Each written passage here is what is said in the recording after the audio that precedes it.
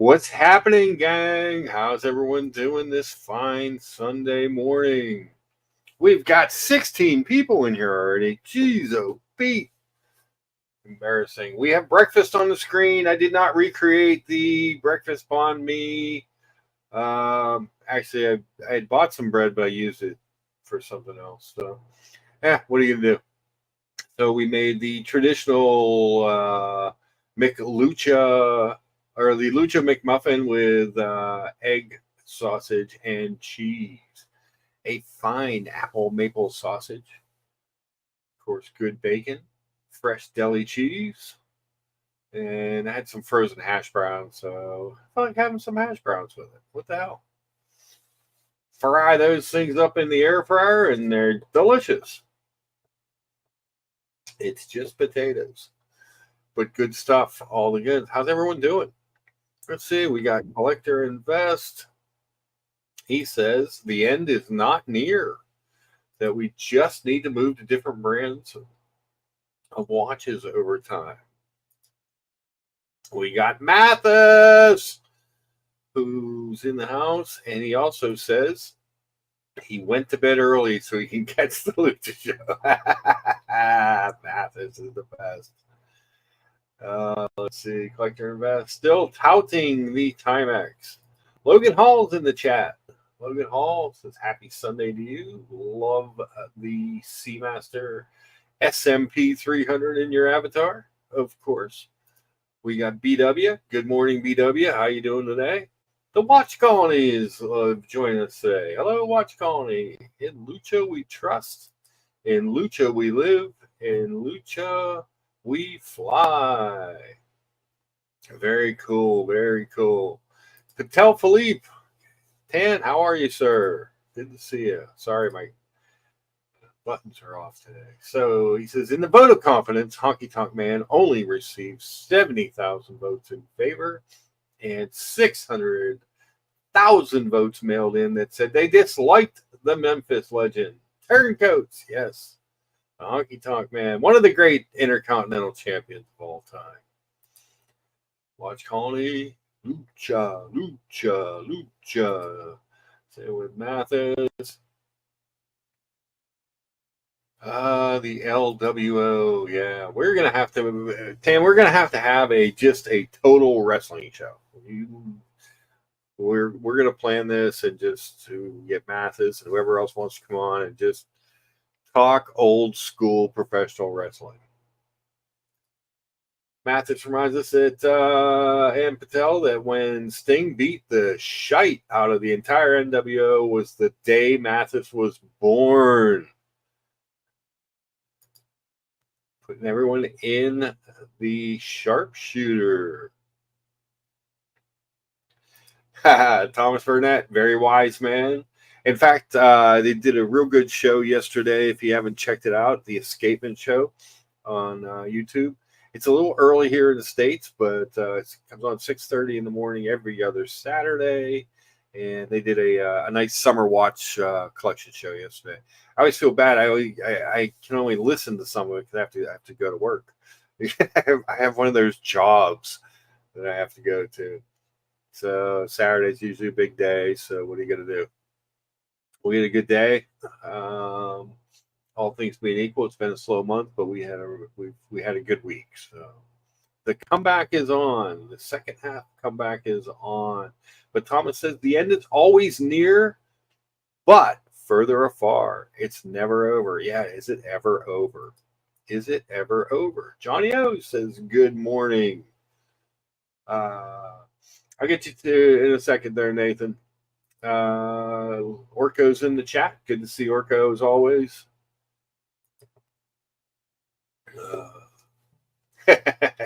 60 on YouTube, 30 on Twitter, 20 on Twitch, and 2 on the grinder. Very nice. The only breakfast you should be having is WWF ice cream sandwiches and Mr. T cereals. Hopefully, I was not a Mr. T fan. I was a Roddy Piper fan, of course. Piper. Morning, Buckley. How are you, sir? Good to see you. Toby Sal had steak and eggs, boys. Good. My favorite thing to get when I'm in Vegas. Wake up early after a long night, get some steak and eggs. Ryan James, good morning, sir. How are you? Good to see you. Thomas Burnett, congratulations on the new. Oh, is that the new one? The 1921 Americon. It's a Americon 1921 or 1921 Americon. It's a beautiful watch. Absolutely gorgeous. Mr. G says, "What's over? Friendships never end." Of course, Mr. G. Mr. G, one of the best people in the watch space. Got to meet him a couple times. It just what a hoot! What a good guy. Just endless laughs and good times. He's a good guy. Fellas in the house, Lucha. John D in the house. Good morning, everyone. Great to see everyone up early on this Sunday. Yes. Very rough few days here. CrowdStrike issue. Oh, yeah. So there was only one bank that we deal with that was hit by that we had a little bit of issue with. Actually had to fax an application over to someone. Weird. In this day and age, I had to find out where our fax machine was. So like, But it was, I know for a lot of businesses were really affected by it. Buckley reminding us they're downplaying how scary this situation actually is. Yes.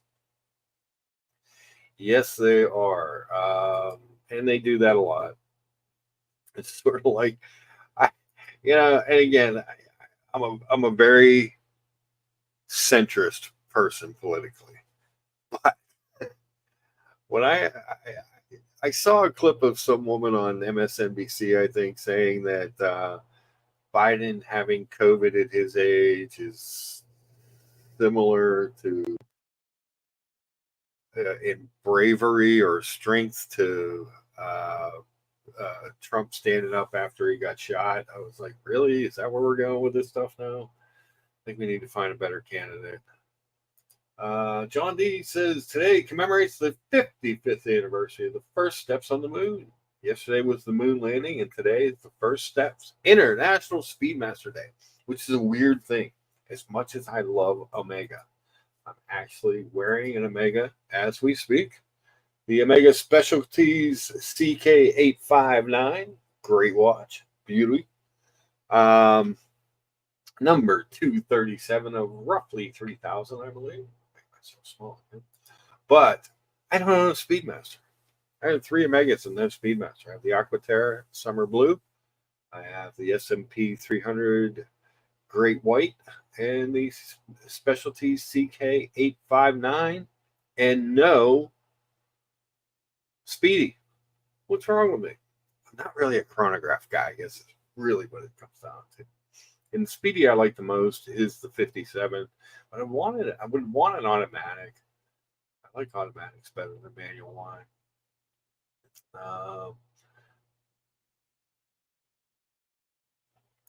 Let's see. BW says, I know the issue in great detail. It would have been a million times worse if it was malicious. It would not have been as easy to fix. Yeah.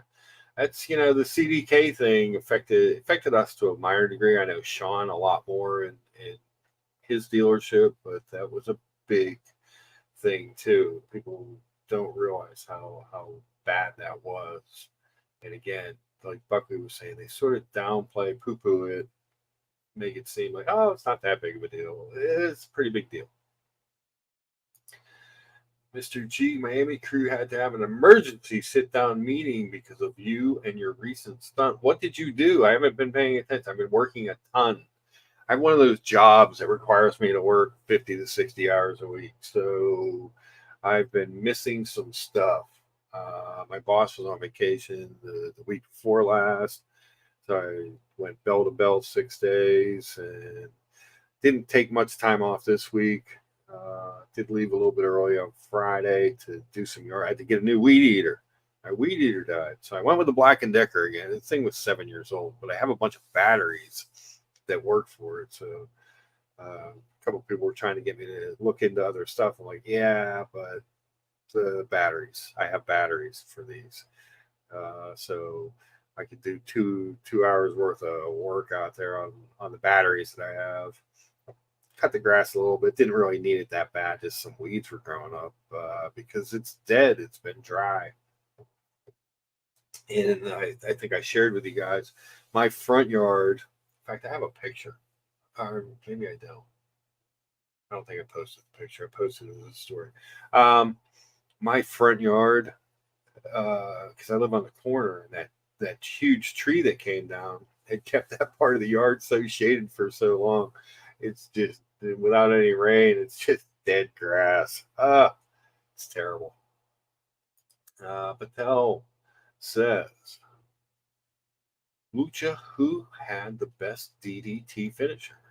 Well, it was the inventor of the DDT. It was Jake the Snake Roberts, especially when he was back in like Georgia Championship Wrestling, when he wore the karate pants and it's just a mean, nasty dude. He was great. He was great, but he did the best DDT. My FDA meetings were all canceled because of Crocs. Sorry. Yeah. Big no biggie Sal says, buy the dip. Great time to buy CW. Mathis, Miami crew sucks. New York crew is fighting and stealing. And congrats to the 55th anniversary of the moon mission. Yeah. Wait. Oh, Mr. G, did you pick up a new watch? You got the black Daytona Jubilee, and Miami crew done it first. Huh. Does it matter who's first? Does the order really matter, Mathis? Is it the order or the actual collections that matter? I don't know. Logan Hall, thank you so much, sir. He says, amazing looking breakfast, Mark. Probably one of my favorites in a while. Cool. Very cool. We like that. John D says, no, with America now part of the New York City crew, we are on top. You guys better pick up the slack, brother. Ooh.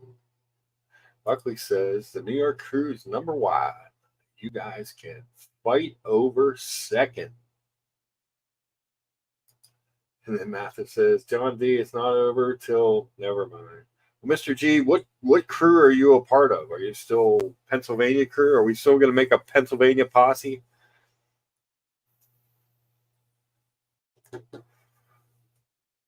I'm sure I lead the YouTube watch space in mid-level shitters. So, at least there's that. A good number 2 hitter because I could bunch you guys over into scoring position.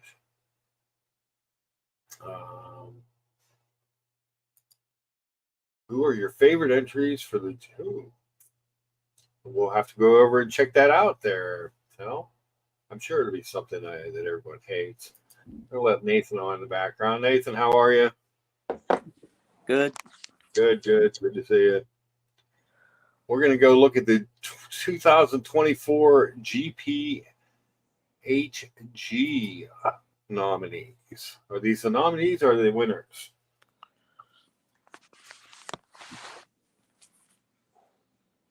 Let's go take a look. I guess these are entries. That's what it's telling me here. Grab me a coffee. Um, I'll be right back. All right. Entries now open. What's new?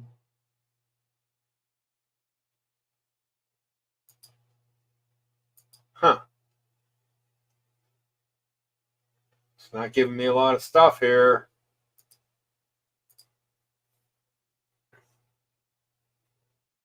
Oh, no.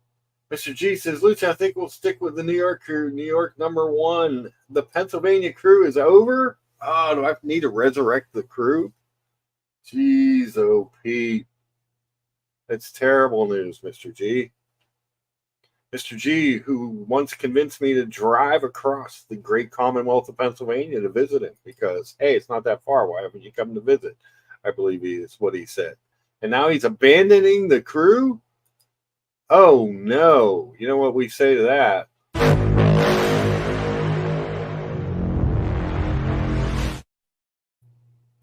That's terrible news, Mr. G. How can you join New York crew? You're in You're outside of Philly, right? You are in Pennsylvania. Just hardly seems fair.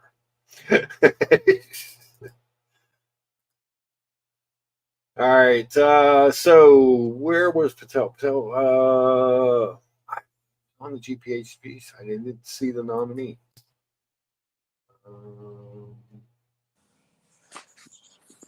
Huh. Do you see the new Timex that's coming out? The Timex is making a big comeback. Yeah.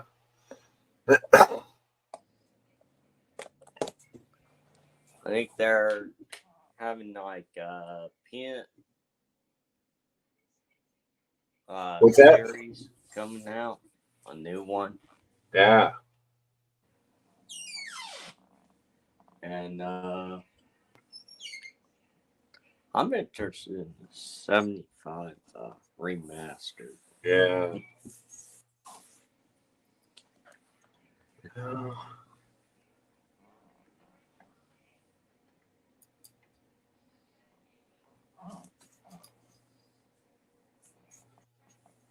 A bunch of 23 stuff here, Tam, but I didn't find the 24 entries. Here, wait, maybe here. Let's see if this. I want to share the screen if there's nothing to say. There we go. Okay. It took me a minute, but I did find it. So these are some of the entries here for the GPHG Awards. Arnold and Son doing a perpetual moon. I don't know. It's a little out there. A lot of diamonds. A lot of diamonds on that one. That looks like a 30 meter water resistance, 38 millimeter watch, 10.4 thick. Huh. Interesting. Is there any of these that anyone is really into? Has anyone looked at these?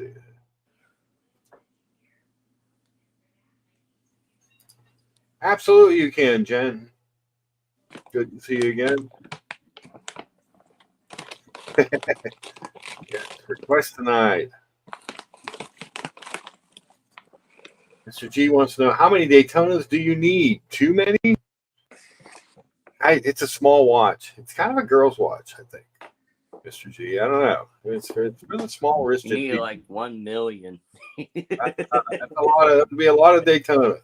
$1 million Daytona. But as far as Mr. G leaving Pennsylvania crew,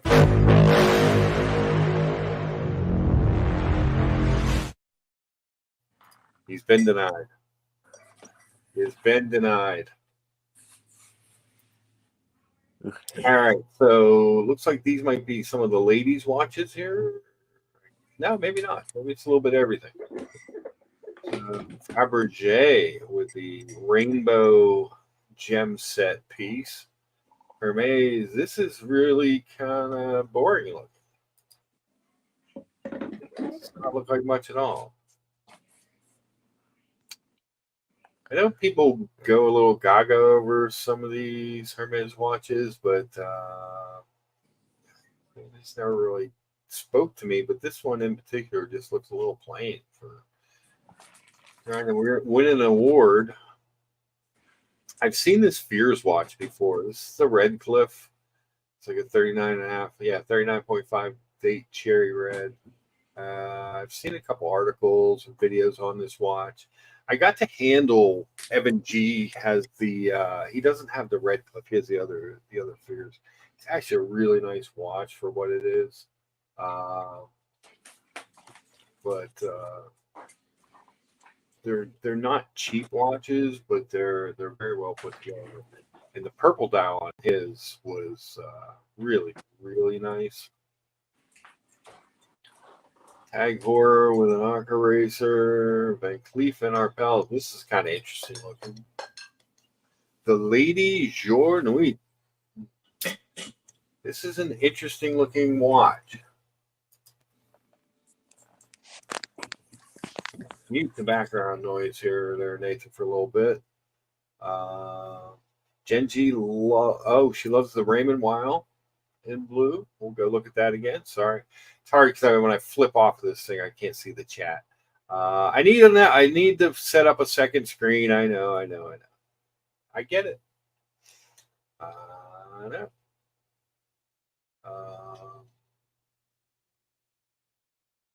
Let's see. One Daytona, that would be hard as fuck to make that decision, says Buckley.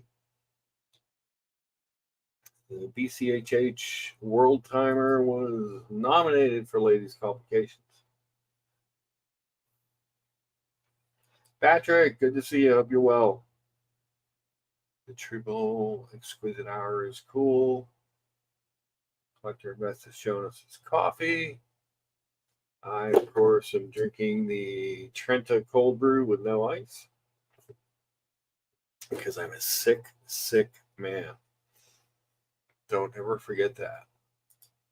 So let's go back and look at some of these GPHG nominees. So this watch is kind of cool. What's on the back of it? Oh, it's interesting, at least. This is the Van Cleef and Arpels Lady Jour Nuit. That's not a bad one. Some of these are, you get a little mixed bag on. Where the hell is that? Olive oil making an appearance from Popeye fame. Looks that way. Very cool. Looks like a little Popeye on the back or on the bottom. So that's kind of interesting. You get used to seeing the Mickey Mouse watches, not so much the olive oil. This thing keeps pushing me way back up there. They're down there. It's not letting me see all the entries. The Troll. Is this the one you were talking about, Gen G? Check out Gen G on Instagram. Help her grow her page. Gen G, remind me the name of your Instagram page. It's the Time. God, I'm so terrible with names. This is a long week. BW likes the Blue Moser.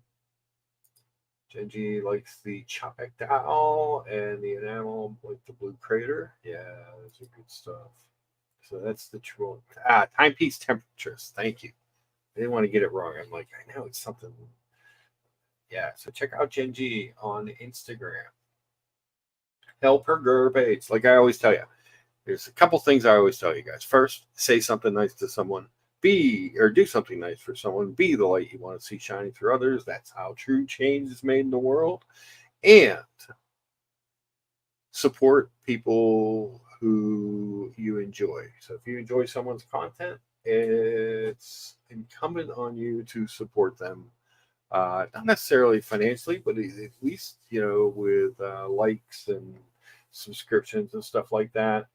That's how the space grows. It's a small space. People argue that this is a big place, but it's really not.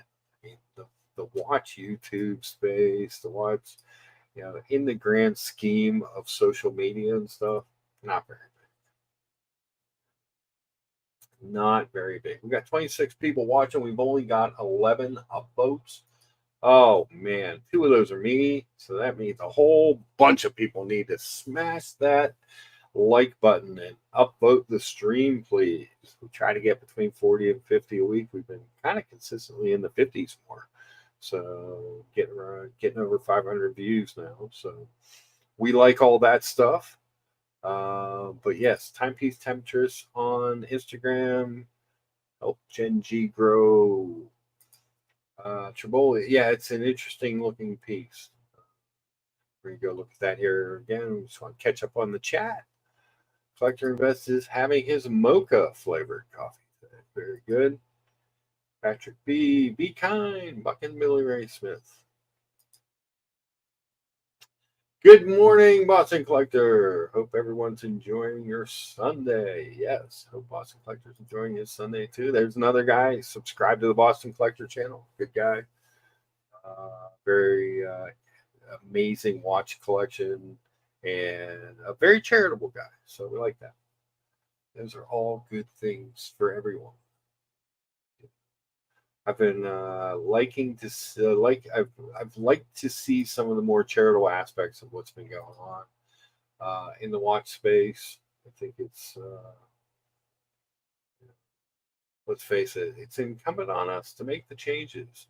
So this is an interesting watch. Since they have a video here, I'm going to see if it'll play. Let's see what this is. Share this tab instead. Go to a different tab.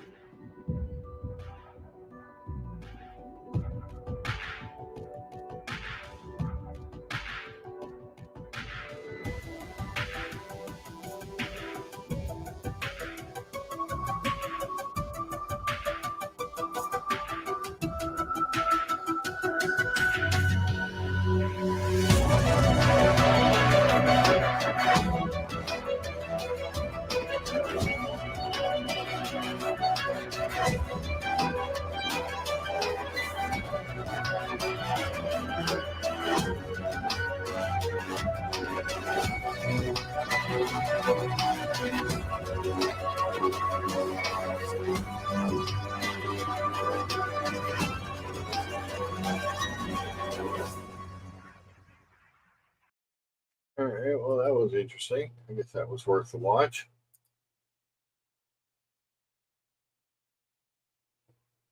Yeah, it looks like Wandering Hours and a moon phase complication.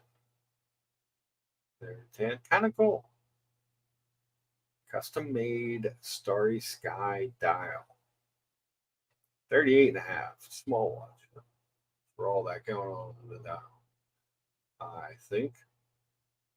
But interesting just the same.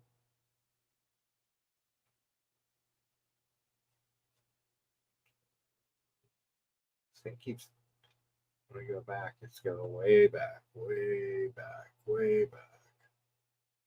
Berlin Mari making an entry with their sector dial watch. I tried a Ferlin Mari once. It was a very small watch. But it was kind of cool. It was a Mecha Quartz bicompax chronograph. Interesting company, hype company for a little bit there. Louis Vuitton. At least that one looks like a watch. Ming the Merciless. I have a secret affection for these Parmigiani Flourier Tondas. This is the micro rotor no date, and I think I like these better than the Chopik. You know, if you're looking for an expensive non AP integrated sports watch, this might do it. I like the coin edge bezel. I like the hands. They make a GMT version of this watch. It's kind of cool looking. It's one of those that gets it. I always stop and look when I see one. Do you guys have any watches like that? I do. The link is pinned at the top if anybody wants to jump on.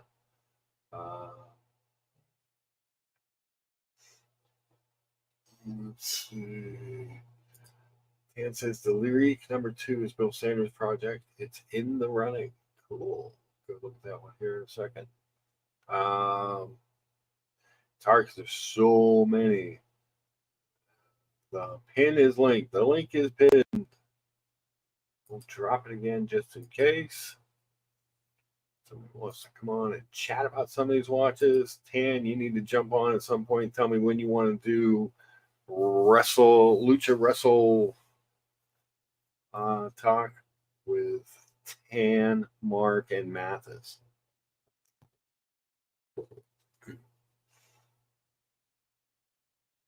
Fellas still in the chat. Lyric 2 is a nice project, but not meant for this competition. Absolutely. If you just took pre-work, added salt and powdered vinegar, absolutely watch it up on Diego. 100%.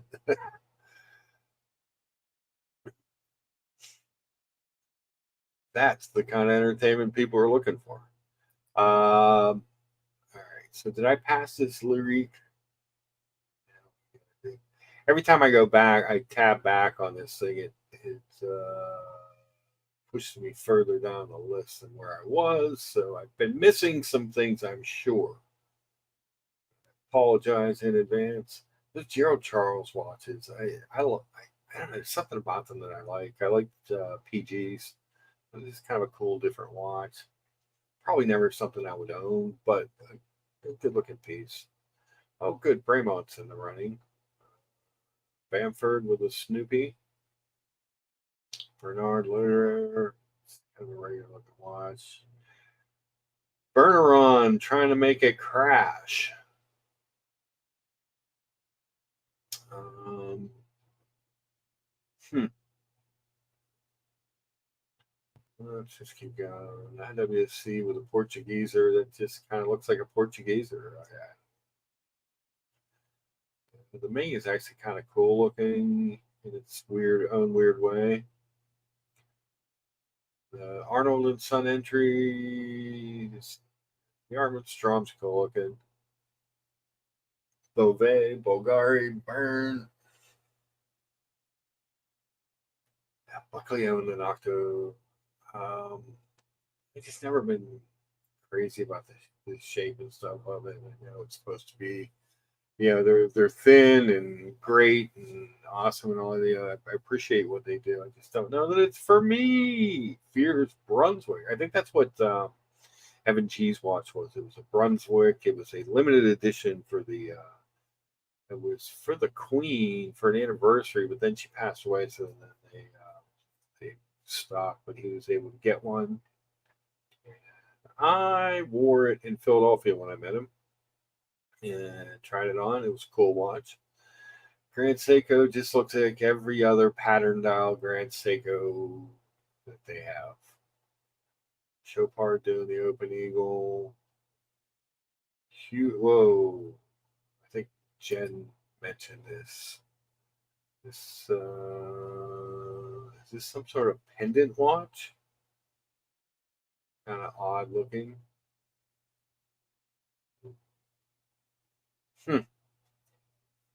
Not sure. Not sure that that is something that I would be looking at again. I hate this. The Hublot will be easy to find. Jeez, Pete, this thing really drops you down when you go back. When you back tab on this page, you miss a lot if you were just to keep going. All right, so there's where we were. Check the chat here. Goldfinger's in the chat. Good to see you, Goldfinger. Good morning, sir.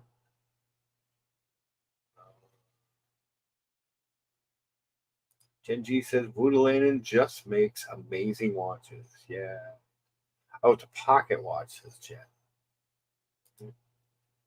Pocket watches. Will they ever come back?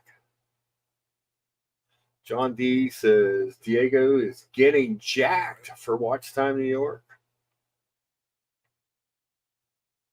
Remove my comment. There you go. Yeah, getting in the way. Yeah, I apologize. I go over look at these. I need a second screen.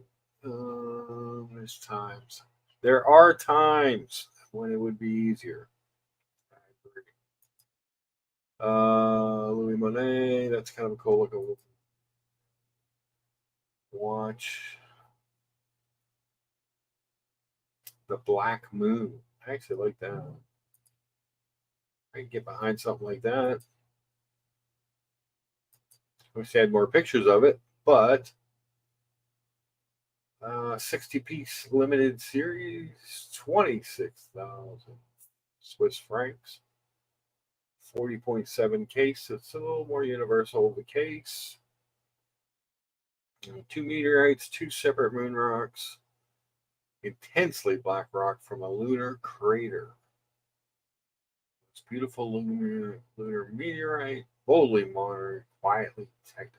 It's kind of a cool looking watch. Titanium. That one I don't mind as far as some of the little bit more out there stuff. Ugh, it's annoying.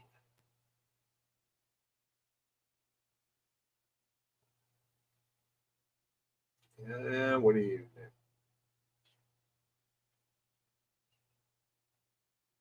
Back. Saw a watch I liked. So actually a couple I liked. The Raymond. Oh, we looked at. Well, it was Rad Time. I haven't seen Rad Time in the chat in a while, but we both like this watch. Although we think the moon is a little creepy looking. We've looked at this watch before from Raymond. Wow. Milsame Automatic Moon Phase Midnight Blue. I thought this line of watches, the non moon phase ones, are under $2,000 for a really nice sector dial watch. They just did a really nice job with this piece. The moon guy is a little creepy looking. Not gonna lie, he leaves a little bit to be desired, but I kind of like him. I don't hate him, but he is creepy. He is definitely creepy.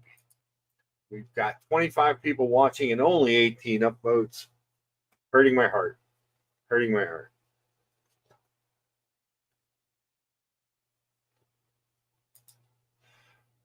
Sal says, Lucha, notice the pattern. It's predominantly watches on a leather strap that Swiss consider for high-end watchmaking prizes. You do see a lot of, I'm also sure you did a lot of dress watches, which are traditionally leather strap watches. What is that? Lang? Oh, what is this thing? I'm not going to go back up right away because I want to check this thing out. Because it reminds me of the 5226 that I like. It's from a brand called Lang that I've never heard of, but apparently they were established in 1943. It's kind of cool looking dial.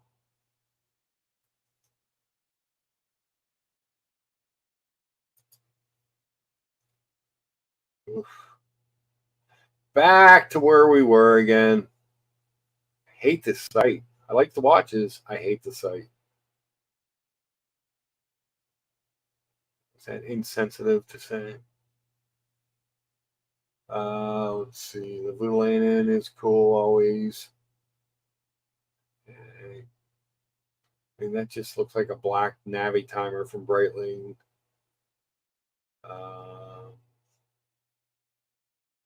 Our good friend George V just got his new David Thune. Let's check this one out.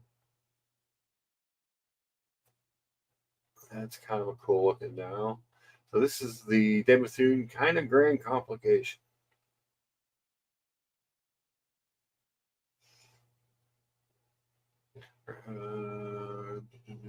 Compendium of the core technical and aesthetic attributes that have been invented and built up over 22 years of innovation.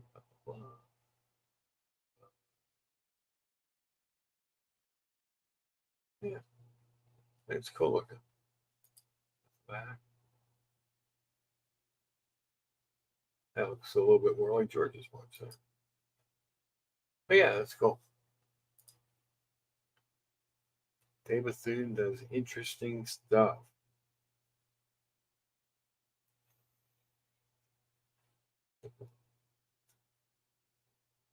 There's some of these that are just sort of plain looking watches too. Don't look like there's much special going on there.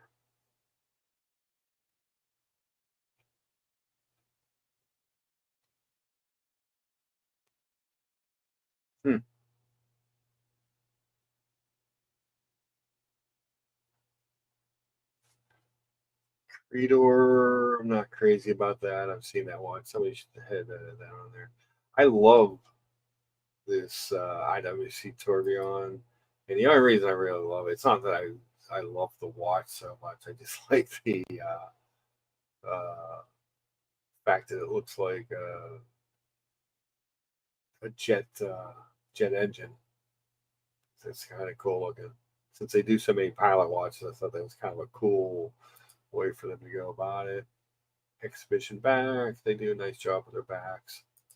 Do a little bit more in-house kind of stuff for their movements and stuff. So 43 millimeters, so it's not one of the bigger pilot watches. 14.6, so it is a chunky monkey. Hours, minutes, seconds, and tourbillon. Kind of slick. I did a nice job of that. I just think that's kind of cool looking.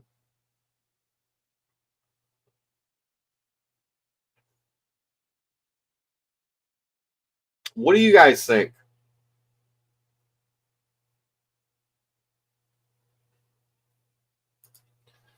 All right, losing track here. Lang. Hell pointing out that there are a lot of Langs. Evan G says, it feels like Raymond Wow is a brand created to look like a generic nice watch to people that aren't watch people. Like they're fine, but nothing really stands out. Yeah, they do a couple interesting watches ish. And they just kind of make regular watches for the most part, which is fine. My watch channel's here in the chat. Good morning, sir. John D says they don't want the bracelet strap as part of the picture on the leather is where collecting really begins. Well, there you go. I'm wearing my lone dressish kind of watch today. In case anybody's curious. Just came in and hasn't hit the like button because a lot of people have not hit the like button yet. But I am wearing the Omega Specialty CK859, an absolutely stunning sterling silver dial, heat treated blued hands, 1939 sector dial look to it, and probably the best part of the watch is the back. The back is really cool.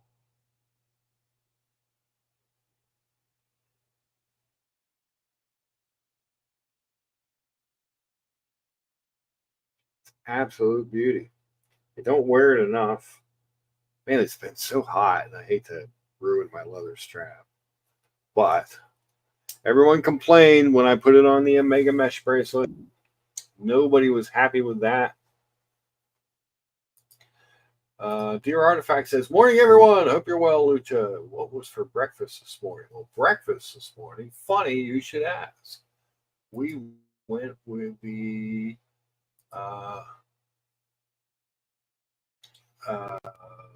Lucha McMuffin with egg, sausage, cheese, and bacon. And it was an amazing apple maple sausage. So the sandwich was incredible. If I do say so myself, I broke a yolk the other day for the first time in a long time. I posted a picture of it on Instagram. That was just like I was distraught. I ate it anyway, but it was it was a little weird. I was like, damn, I broke a yolk. How the hell did I do that? Yeah, I normally put them into a cup before I put them in the pan, and this time I just went direct into the pan and one of the yolks broke. This shows you that you should be careful. Jonathan Quayle Higgins says it's over. We are all fight. It's possibly it's true. It's true. Patel, we'll try and check out the. This is why I need like a co-host to help me navigate some of this stuff. Check out the J.N. Shapiro U.S. made and very fine finishing show. All right, I'll check it out. Get through some chat here.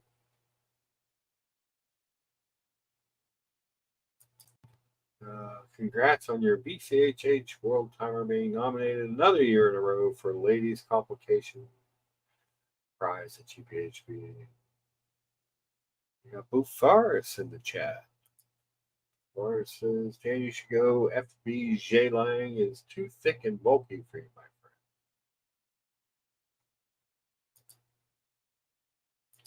friend. Boo Forrest, I tried on a Chronomet Resonance last year and it was very nice.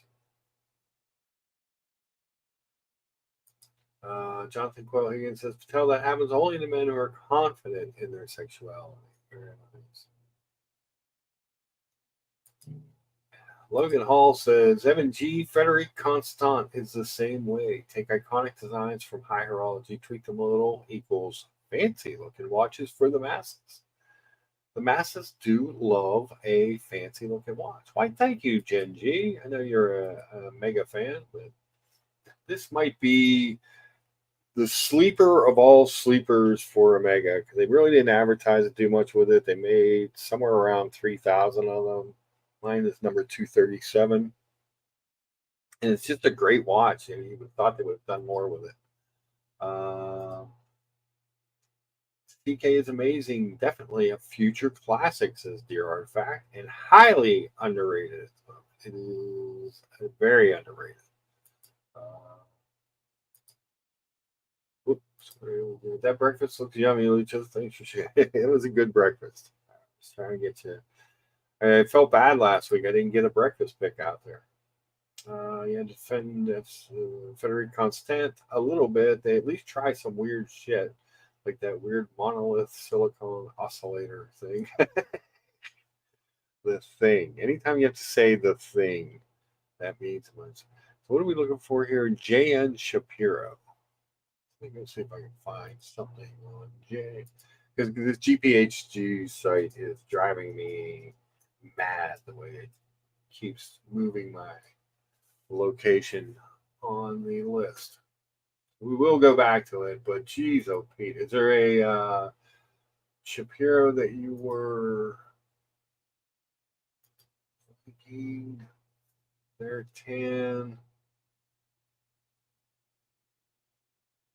He says it's a completely U.S. made watch. Let's view this chat and there it is. Oh. Okay. So looks like he makes rings as well. Rings. Oh, look at those movements. Those are beautiful. Those are amazing. So this is the resurgence. That'll take a big ass watch. And I say that as a guy who loves a big ass watch, but I guess maybe it's just big ass lugs. I don't know. We showed it on the hand. Maybe that guy has really small hands. This is saying it's a 38 millimeter case. You can get a matching wedding ring to go with it. The movements are definitely badass looking. I'm sure that is a lot of work that goes into making something like that. Because those are very intricate, very exquisite. These are the different availabilities. Why would you go if you're going to spend that kind of money on that watch? I don't even know what it is. I'm just certain it's really expensive. But why would you go black and purple?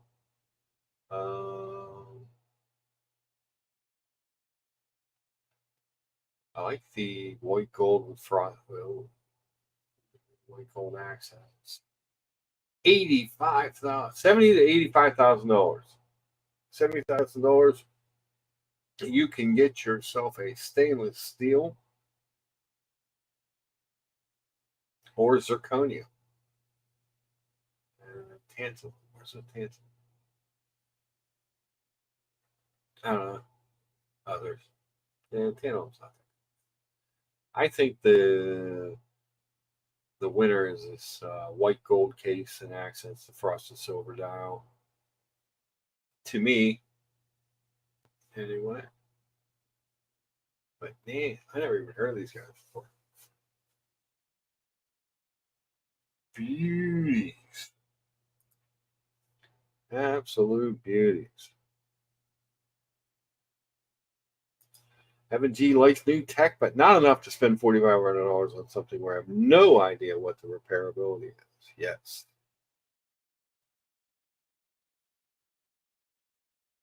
John D thought it was an interesting watch. The 40 hertz oscillator, they were supposedly going to make it into a regular production model. I haven't followed for a while. No idea if they did.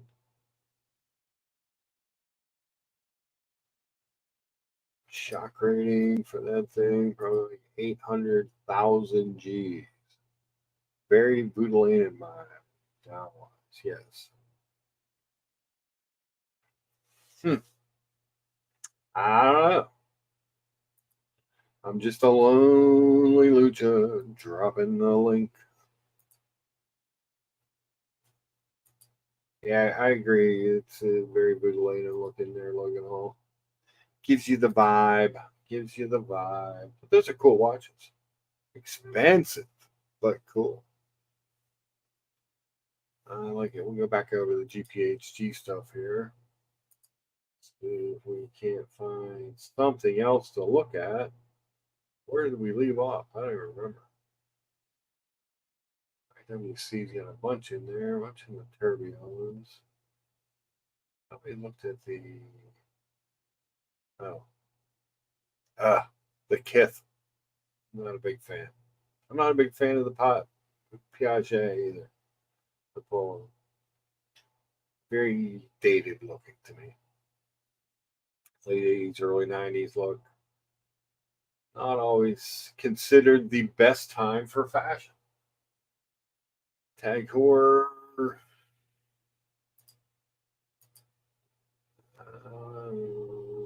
21 upvotes.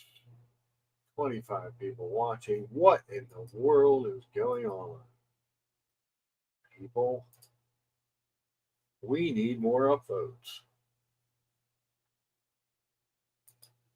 Because 2 of those upvotes are me. So, now, that means people aren't hitting the upvote. I don't ask for a lot. I don't ask for any of your money. I give you free watch and wrestling and lucha content, food, and whatever we decide to talk about that day. I just ask that you subscribe to the channel and hit the upvote. Doesn't seem like a big ask to me. H. Moser, more Parmigianis. Now, do the watchmakers themselves have to submit for this? Do they pay to submit? What happens here?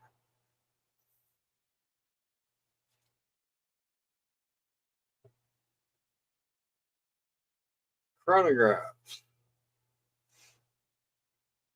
I like that Montepusher Angelos. Breitling Chronomat just looks like a Breitling Chronomat. But that Gerald Charles is kind of interesting looking.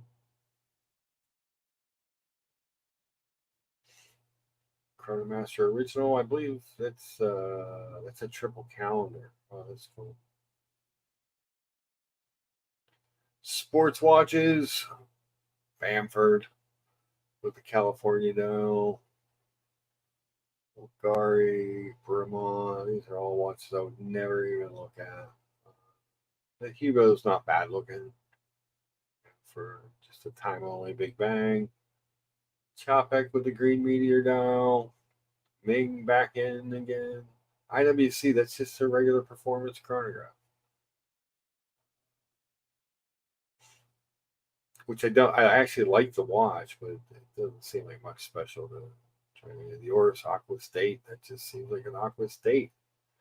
It doesn't seem like there's that's Zenith. That's this watch is why I sold my Zenith.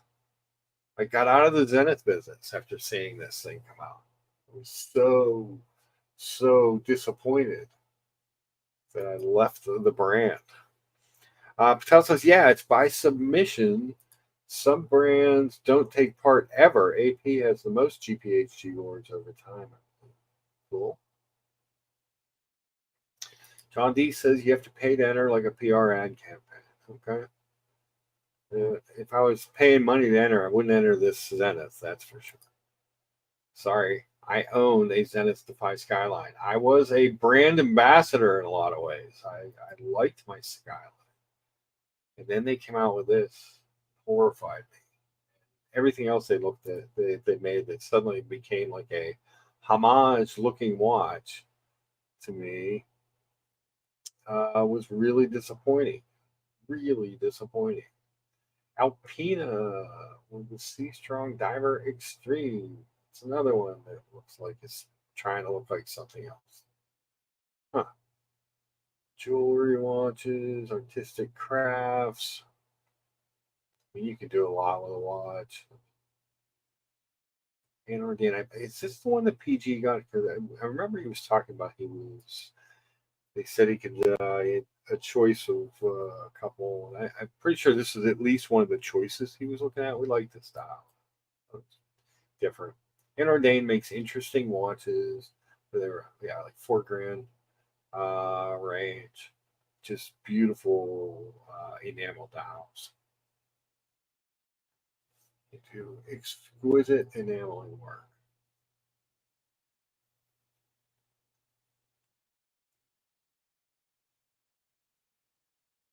Let's see. There's a lot of these companies I've never even heard of. Sega Design. I owned a Sega Design for a hot minute. And it was from Oshin. And I sold it along with the card that he sent. Sent the whole thing. Well, it's an okay watch. It's kind of an interesting looking watch. $3,500. It's better looking than some of the stuff they put out. I know they won a award for Globe watch a couple years ago. I didn't see it. I didn't see it. Let's see. Another Bremont. Christopher Ward, London, the 12X titanium. The 12 in general is a pretty nice watch for what you're getting. That Lang again. Here's another Furlan Mari. I'm sure it's another tiny watch, 39, so it's a little bit bigger, but 10 grand for that? No, thanks. No, thanks. It's interesting looking, but not 10 grand more interesting. I think the one I bought was like a $600 metric quartz. I would ever want a $10,000 Furlan Mari. Okay, I know you're not supposed to look at watch as investment, but you need to look at it. If need be, can I get out of it? Or if I hate it, can I get out of it? That does not look like something you're getting out of. Go back and check the chat here. Let's see. Shapiro is just an example that too much of a good thing is bad.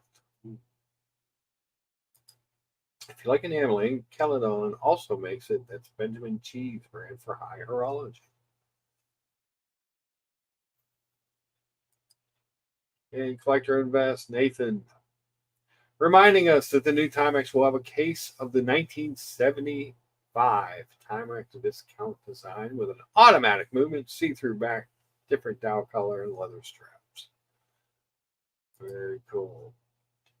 Because at the end of the day, does anybody really need more than a G-Shock or a Timex? No, we do this for weird reasons. I really wish that they had kept. They did that Kermit watch Horace did last year. I wish that they had done more characters, like an orange one with Animal, a pink one with Miss Piggy. Like every year they could come out with another one. Sell the shit out of them. Tudor Black Bay 58 GMT getting a lot of love. The Alpina Extreme Automatic. Cool watch. Another Bremont. Bremont is really going on. I don't know what they're doing. New logo, new guy, another Furlan Mari. Jeez, oh Pete. I wonder how much this one is. Let's see what we got here. The Disco Verde. $2,700. It's a little better. Oh, this one has an open back.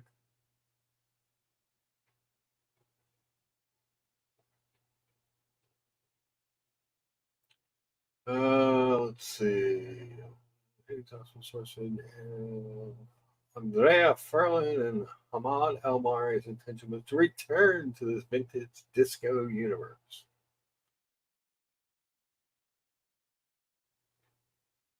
So it looks like a Pesu 7001 movement redesigned by Furlan Mari. Rounded corners, black polished screws, all chamfered. It's not bad looking. It's okay. It's a 38 millimeter. One of the problems I had with the Furlan Mari was and not only was it kind of a small watch, but it had an 18 millimeter strap, so it wore small and looked even smaller than it really was. Let's see. Jonathan Will Higgins saying, I'll only upvote if you're. How can I ban Patel Philippe? You can't ban the tan? I don't think that's allowed in the Greater Watch YouTube space. The Archieverse might have an uproar. There could be all out war.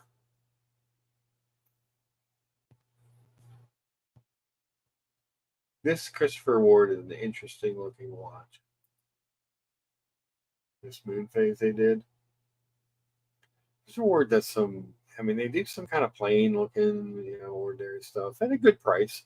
But then every once in a while they'll do something like a Belcanto or like this watch, or they'll do some really cool thing for $2,175. I mean, it's an aventurine moon phase dial. Big moon phase, different looking. Definitely get you some eyeballs. I just think they do some cool stuff here and there. It's nice to see them branching out. The Brunswick Aurora. I like these Spears watches ever since I saw Evan G's, just kind of grabbed my attention. They do a nice job. I don't know if they're worth $4,000 to me personally. I'm not talking about everybody, just to me. But it's a definitely a cool looking. Here's a Frederic Constant. We were talking about them earlier. The Slimline Moon Phase Date manufacturer's second limited edition. That's crazy looking. That would bother me. 11.3 thick, 42 millimeter case, $32.95. So it's not super expensive, but that would make me crazy. That would make my eyes bleed looking and trying to tell the time. I don't know. What's the chat think about these watches? There's some cool stuff. Genji, which one's your favorite? Tan.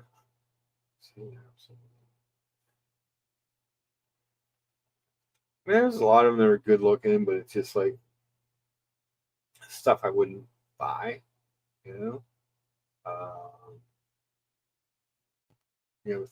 Things that I would buy. I like this. Just a 62 Moss homage. These are good looking watches. At what are these, like 1,600? Yeah, they just do a nice job with these homage watches. It's hard to beat. They're just a basic timepiece. Genji says it's tough. It's hard to pick a favorite. It is. Buckley says none of them tickle me, Mark. Yes. We've got 29 people watching, 24 upvotes. That means 7 people haven't upvoted because I upvoted twice. I have 2 accounts. The Voodoo Tourbillon says Jen, the 20th anniversary. We got to find that one. Was that in the Tourbillon section at least? I hope. It's a little bit easier to find that way because this website is stressing me out. Absolutely stressing me out today. Speaking of stressing me out, Jonathan Quill Higgins, how are you?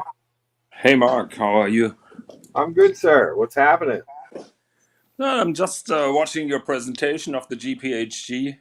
Yes. Some Anything interesting pieces. Yeah. Say it again? I said anything catch your fancy? I haven't researched all those watches because it's pretty cryptic. You have to read all the fine print in those Yes. descriptions to catch up with what is so special about those watches. My personal favorite so far is from Van Cleef and Arpels, the Summer Breeze watch, which is a ladies' watch. Yeah, here it is. This one here? Or that's the flower? Yeah. Did you show your viewers the video of it? No, we can do that. Yeah, there is a little video which is quite interesting.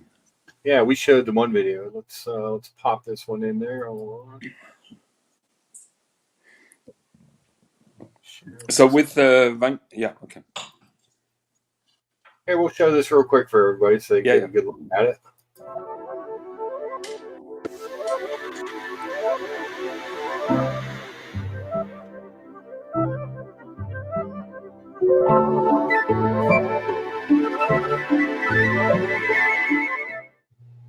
Wow.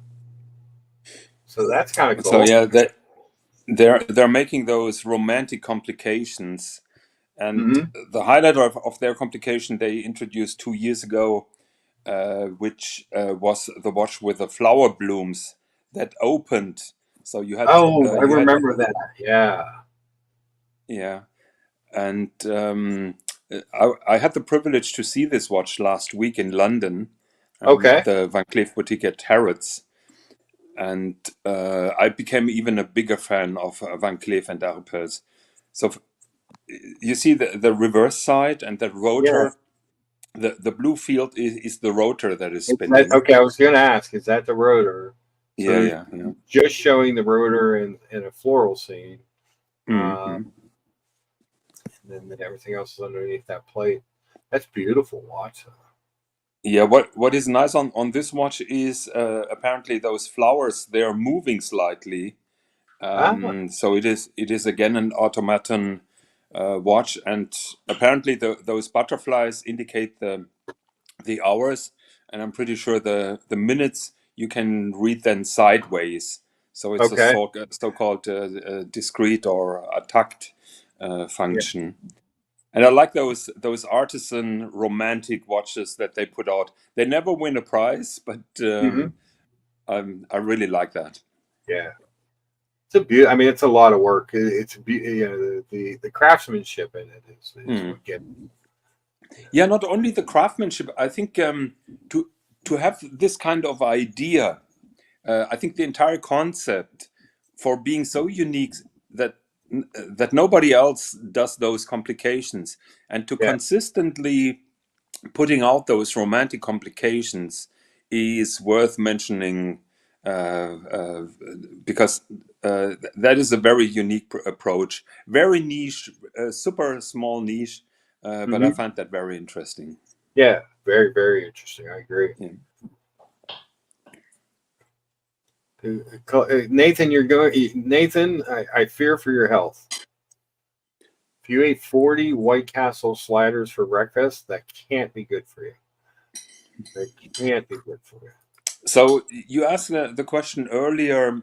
So the GPHG works like we were talking about that 2 years ago. So the numbers that I'm telling is 2 years ago. Probably Okay. the numbers are now higher. So what happens is if you as a watch companies are entering a particular watch, back then it was 700 Swiss francs per watch. Okay. And then when you go into the next round, you must deliver the physical watch for the jury to judge it. And I think the next round will be then around 4,000 Swiss francs. But then the number of watches is lower, Much and lower. they're discussing then the final round a little bit more deeply. And the question is, or the problem at the beginning is that the information is pretty sparse, and the information then on those watches is getting more and more. And it's a super interesting competition. My All right. personal highlight is that when the winners are announced, all the participating watches of the final round are being displayed in a museum in Geneva, and it's free entry, and you can go and see those watches, Oh, and that's cool. they're not behind glass. They're on a kind of bracelet, so you really can see them very close. Oh, very cool. Yeah. Swiss and I, we were of course naughty fikers, and we were even doing the or activating the automaton on the Van Cleef and Arpels, but then security called us out and told us to leave that. Yeah, But we leave it. couldn't resist. All right, so you know a lot about horology. Can you explain to the audience deadbeat seconds? That's why I kind of pulled up this Garrick. Well, deadbeat seconds is basically it's a mechanical watch, but the second hand acts like the second hand of a quartz watch. So it jumps in 1 second intervals. Okay. Yeah, I've seen. I've never really looked into it, but I see the term not a lot, but every once in a while you see it. I'm like, I wonder what that actually means. So yeah, you have to have an additional step after the escapement wheel, because the escapement wheel is usually divided into 4 steps per second, or 3 steps per second, or 2.5. right. And to achieve the dead beat effect, you have to add an additional small complication. Okay. Very cool. Very cool. So that's I was always curious about that because it seems like everybody's always running to make it smoother, and then to have it tick seemed like a different, something different people were looking. Yeah. The purpose of a deadbeat second is rooted deep in chronometry, Okay. because marine chronometers, they have those deadbeat seconds because of the escapement and how they are constructed. And to have a proper navigation, you have to be able to read the proper second, and that makes it easier to read out the time in a precise manner. Gotcha. Orko says it was a necessary complication before the advent of quartz. Yeah. To make sense. Anything else catch your fancy on the GPHBs? I have to look into the competition to find out something. What I found remarkable is the lyric. Did you discuss the lyric already? I don't think so. Where would that be in the? I don't know. Patel Philip just sent me a picture, probably in the men's section somewhere. Okay. One second. Let me check. Let's see here. Time only.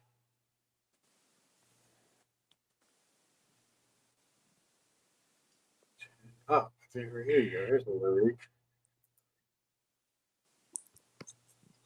Etude number 2 Guichet. Yeah. Do you know about the Etude number 1 that they made 2 years ago? No. So this this thing has been started by Bill Sanders, and a group around Bill Sanders. The Rancher was very active in creating this kind of watch. And Okay. 2 years ago, I think they made around 200 pieces. They worked together with some very prestigious brands. I think the case is done by a daughter company of Kari Voutilainen. Yeah. The dial is has been done by Metalem, and the movement has been done by Marc Wiederrecht. So it was an interesting project, and it's virtually the same watch that they're presenting now with a Guilloche dial. Okay. What bothers me is the Etude number one. The first watch was, if I remember correctly, $7,500, and now just because of the Guilloche dial, it is 29,000 Swiss I would francs. say 29,000 Swiss francs. Yeah. And I find that a little bit nasty. Yeah. But maybe Well, somebody can explain me that price difference. Yes. Well, they're only making 100 this time. They're making half as many. Well, that is a normal rule of market, I would say. Yeah. you make the same watch more expensive, then the Yeah. numbers are getting less. Hey. What I find interesting is the concept of the lyrique, which is basically cloud based on a group of people that are together on a YouTube channel, and Okay. I find this approach to creating a watch very unique and very interesting, and I'm all for that. My only problem with this particular watch is the price. Yeah. It's steel, Pawan. It's steel. Yeah, it's still steel. I was that was the first thing that I checked. Maybe they made a white gold case. Maybe they had some additional decoration on the case. Have you seen how slim the crown is? Yes. I was looking at the crown, and it is. Yeah, I'm just pointing out that to the haters of my Celestial Voyager, because everybody complains about the slim hands on my watch, and Yeah. it's not practical. Well, that crown is not practical as well. See?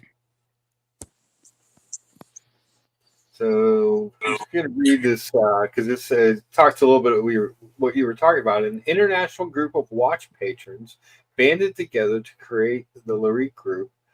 We work directly with top watchmakers and designers to create watches reflecting the finest tradition of Swiss watchmaking.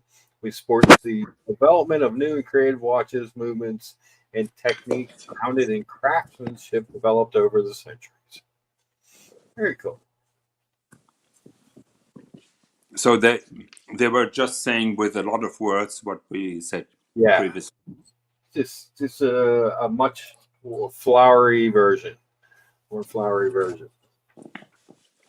Collector invests. If you ate 40 sliders for breakfast, that's more than hungry. Did you not eat dinner last night? I'm very worried. 40 sliders? That sounds a little bit excessive. That sounds a lot excessive. A lot of sliders, yes. I agree. Tempograph sounds like a fancy stamp. To me, it looks like the same Agenor movement, just like on the previous Etude. Okay. What was a problem with the first one was that they didn't get the Geneva stripes consistent. So one part had Geneva stripes that didn't match the pattern of the other bridges and cocks. Oh, that's not good. Maybe that's why that one was so much less money. Yeah, probably. But a very cool watch. Very cool looking. I'm a fan. I'm a fan of a simple dial with some work. So I like a 3-hand watch in general. And I also like this kind of tuxedo dial, but in burgundy. Yeah. Mm-hmm. But keep in mind, 29,000 Swiss francs for a steel watch. So you're almost in Patek Calatrava territory here. Yes. Patel Philippe reminds us again that the Celestial Warrior was nominated in the ladies category. He's not going to let that one go. Oh, he's super happy about that. Yes. Gen G says because that gives him material to troll me at least for the next year.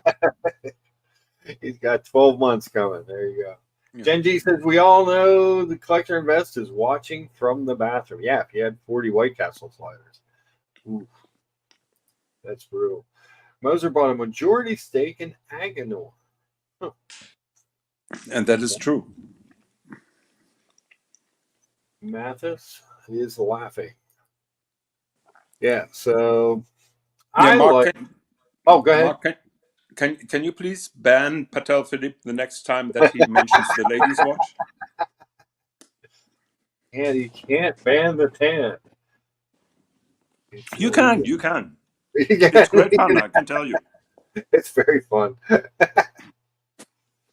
So a lot of these artistic watches are really interesting. You know, these are, when I look at things like this, even something.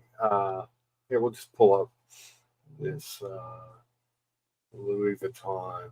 Sit there. So the next one, that Naoya Hida, for example, that is a super interesting as well. Yeah. And then this stuff with like the leaves on the bezel and the beautiful dials and stuff. I always think to myself, well, I wish I was rich enough to like afford to have something like this in my collection. Just not, I don't even know if I would wear it. It would just be a piece I would put on display, you know. So from the description, it says that the dial is finished with marqueterie, which means they're having small pieces of wood being combined together. Okay. Marqueterie is one of the rare handcrafts that is getting more and more appreciated. Yeah. Well, I see. I like that type of thing. I like to see those types of things. I love even like what's his name? Russell has that race car Patek. Oh, that awful thing. Okay. You hate that? I saw it last Monday, and there you go. yeah, he had to show it off. You know how I call that watch? What do you call that watch? It's a stiletto dial. Can Stiletto. you pull that dial up? Yeah, hold on. Get in there.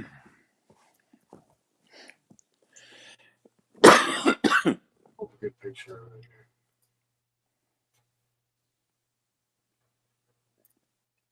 here. All right, there you go. Yeah, so can you see the stiletto?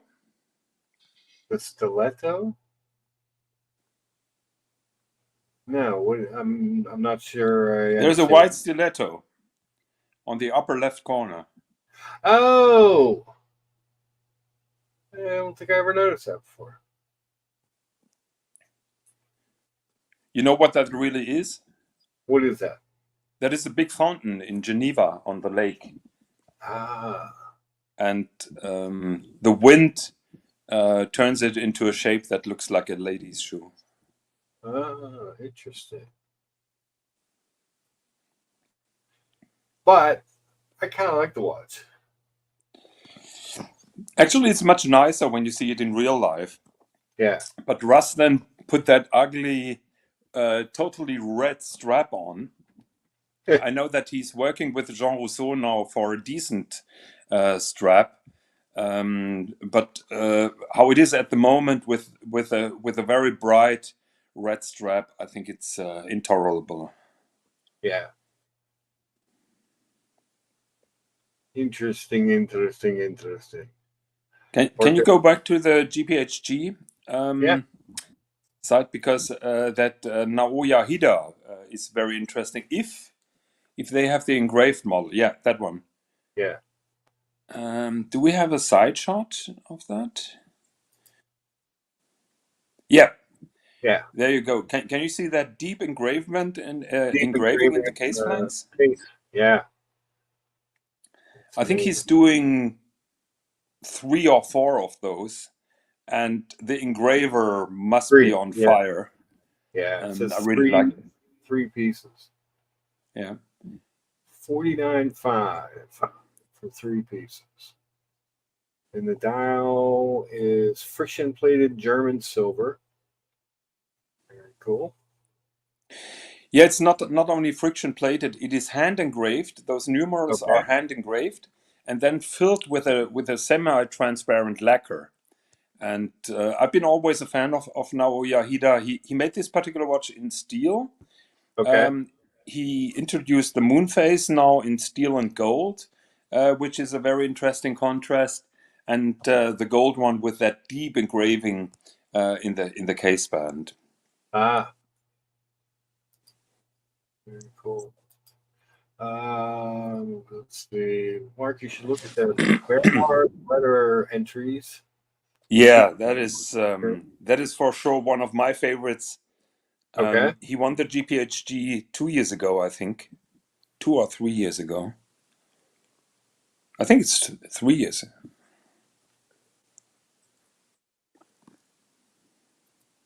Whole Milk says Patel used to be a letterer hater. Glad he was able to turn his haters into Yeah, fans. yeah, yeah, yeah. Some people learn slow.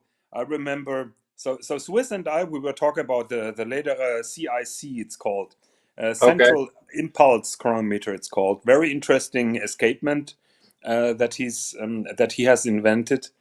And we were talking about that watch for a year when it was presented at the GPHG, and Patel and I think it was OC. Patel and Okay. OC were on the chat and said, "Oh, boring design, boring design." And then we had Bernhard Lederer on our show for I think almost 3 hours, Oh wow. and they caught fire, and it was a fantastic show. You can still see it on Elite Horology, and they started to appreciate those watches. Certainly, I think it's in the Man's Complications somewhere.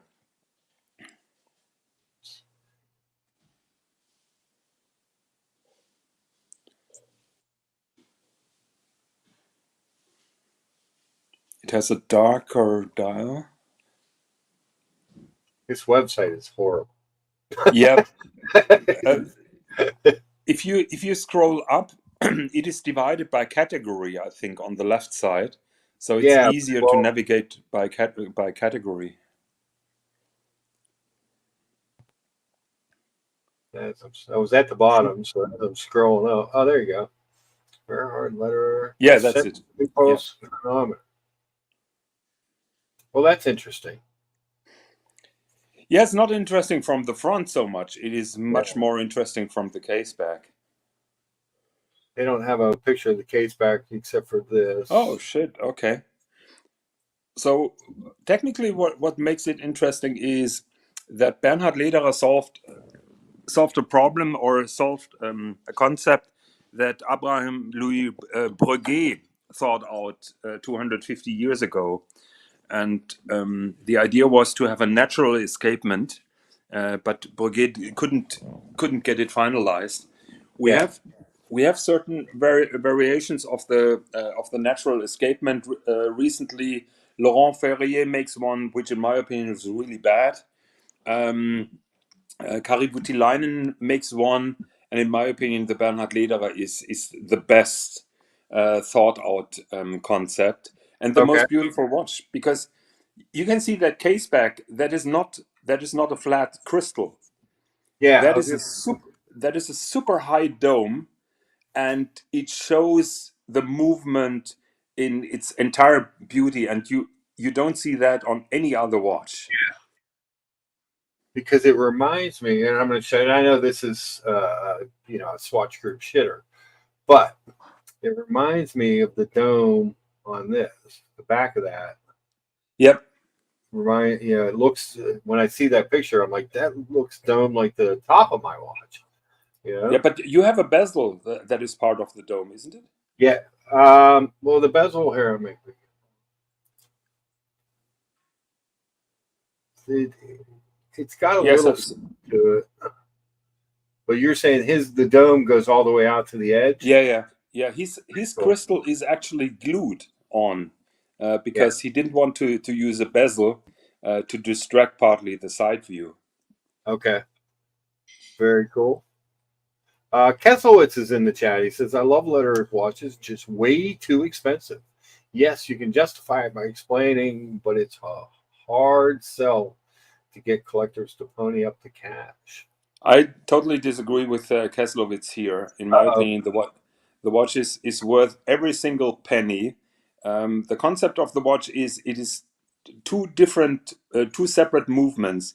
So it means two mainsprings, two remontoirs, two escapement wheels, and only one balance spring. Okay. But the entire technical concept, the movement decoration, everything is top notch. And Yeah. this, with all respect, Keselowitz is not for the Patek fanboy. This is for the connoisseur. This is for the connoisseur of high-end horology. And if you benchmark that with any other fancy high horology, I think Bernhard Lederer is offering you a very good price. And the watches are selling like crazy. Yeah. He's only doing I don't know 25 per year, and apparently they are selling quick. Patel says that Higgins defends all German watchmakers for Lange and Hein. Yeah, that's true. Do Why you know not my Lange? beef? Do you know my beef with Langenheine? Mm. It's a bloody third lug. Third lug? Yeah, they have a third lug. And I keep on saying it's just like dating a supermodel with three gorgeous legs. So people can argue, okay, two gorgeous legs you're okay with. So what's wrong with the third? And I'm saying it's just too much. It's too much. Yeah. Let's see. Oh, I see what you're talking about. Okay. Yeah.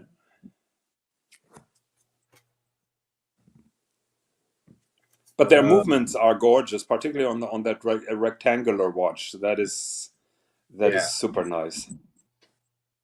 So what you're talking about is this piece, this Yeah. middle lug. Yeah. I Yeah. see what you're doing. Interesting. You said the square one? Yeah, the square one. I like that movement a lot.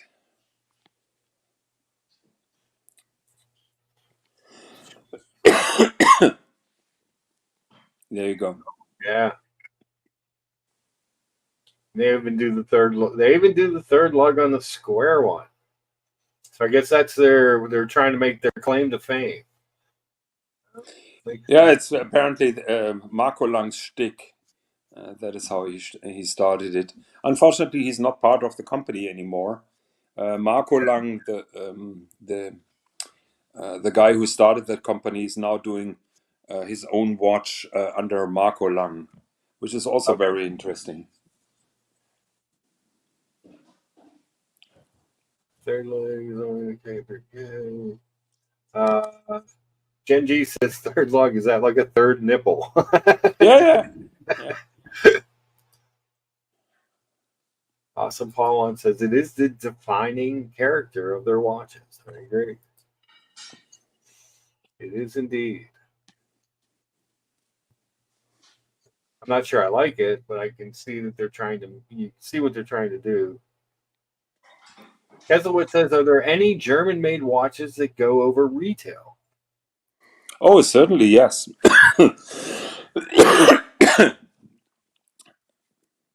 But is that Odysseus? no? But can we go to that initial question, because that shows just how shallow Kaslowitz is in his way of thinking.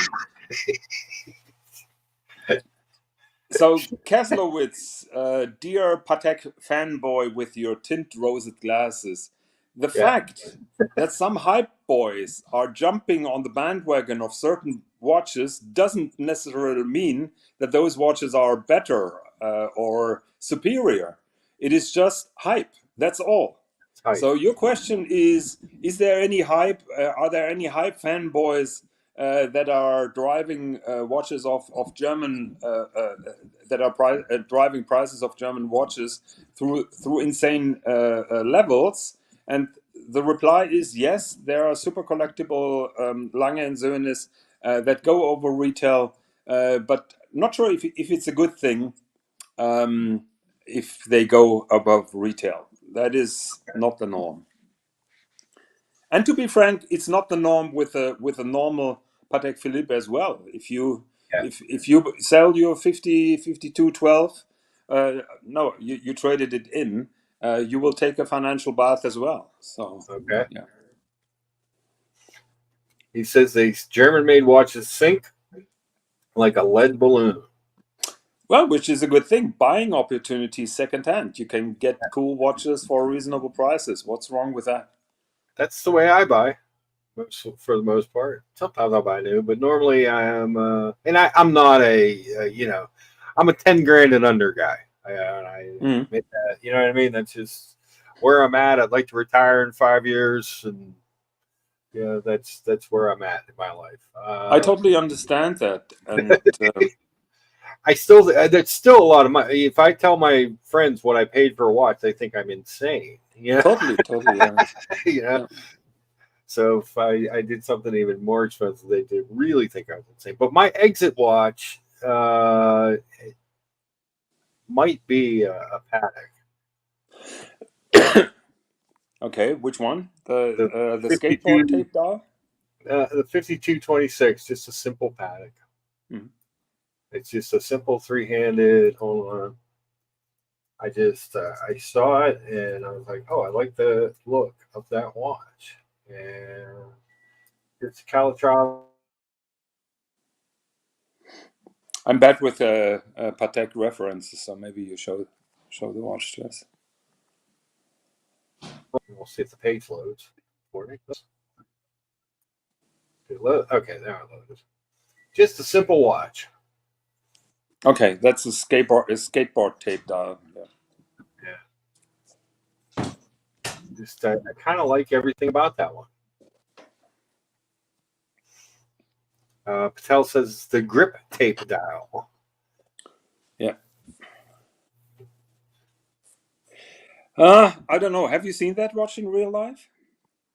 I have not, but I've seen an awful lot of pictures of it and videos, and it's just something that always it's always attracted my eye. I don't know. I don't know why.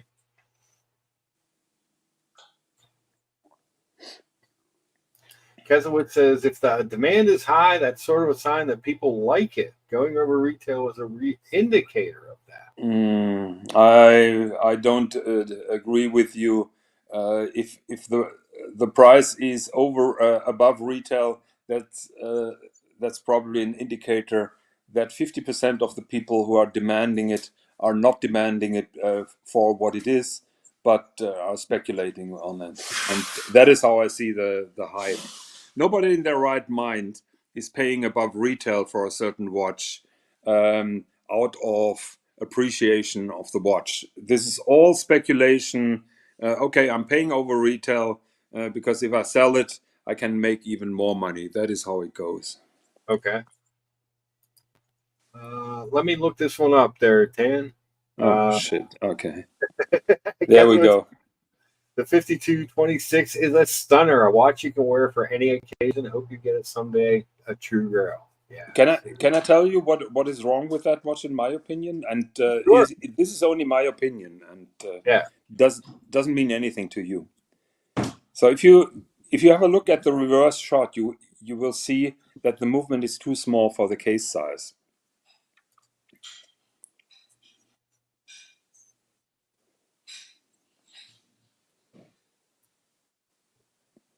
Because you have that massive ring around the movement.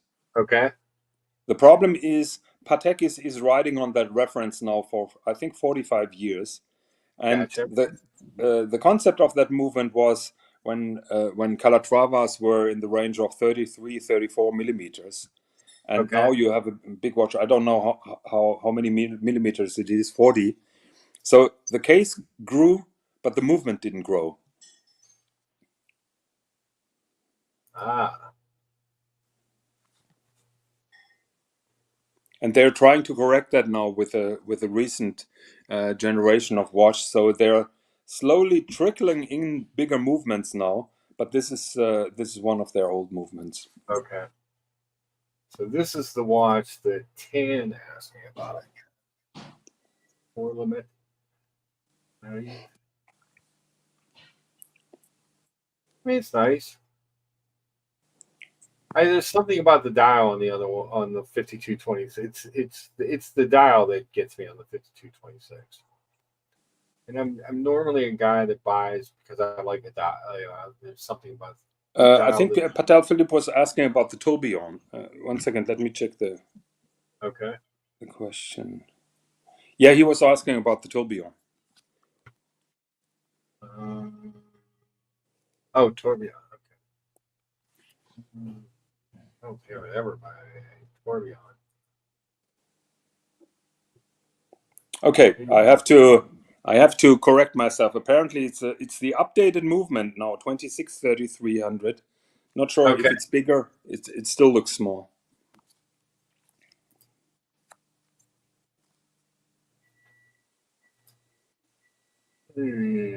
Pull up the tourbillon. That's it. There you go.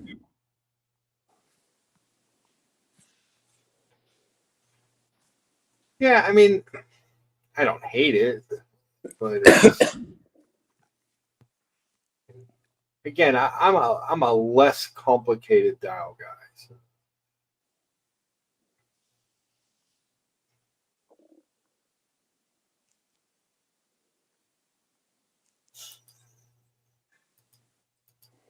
So when you say you don't hate it, this means it's meh, or Yeah, I mean, it's not. It doesn't. It's not this particular. I don't hate the brand, but this particular one would not. If someone said, "Hey, Mark, you can go buy any longer you want," this wouldn't be it. You know. Mm.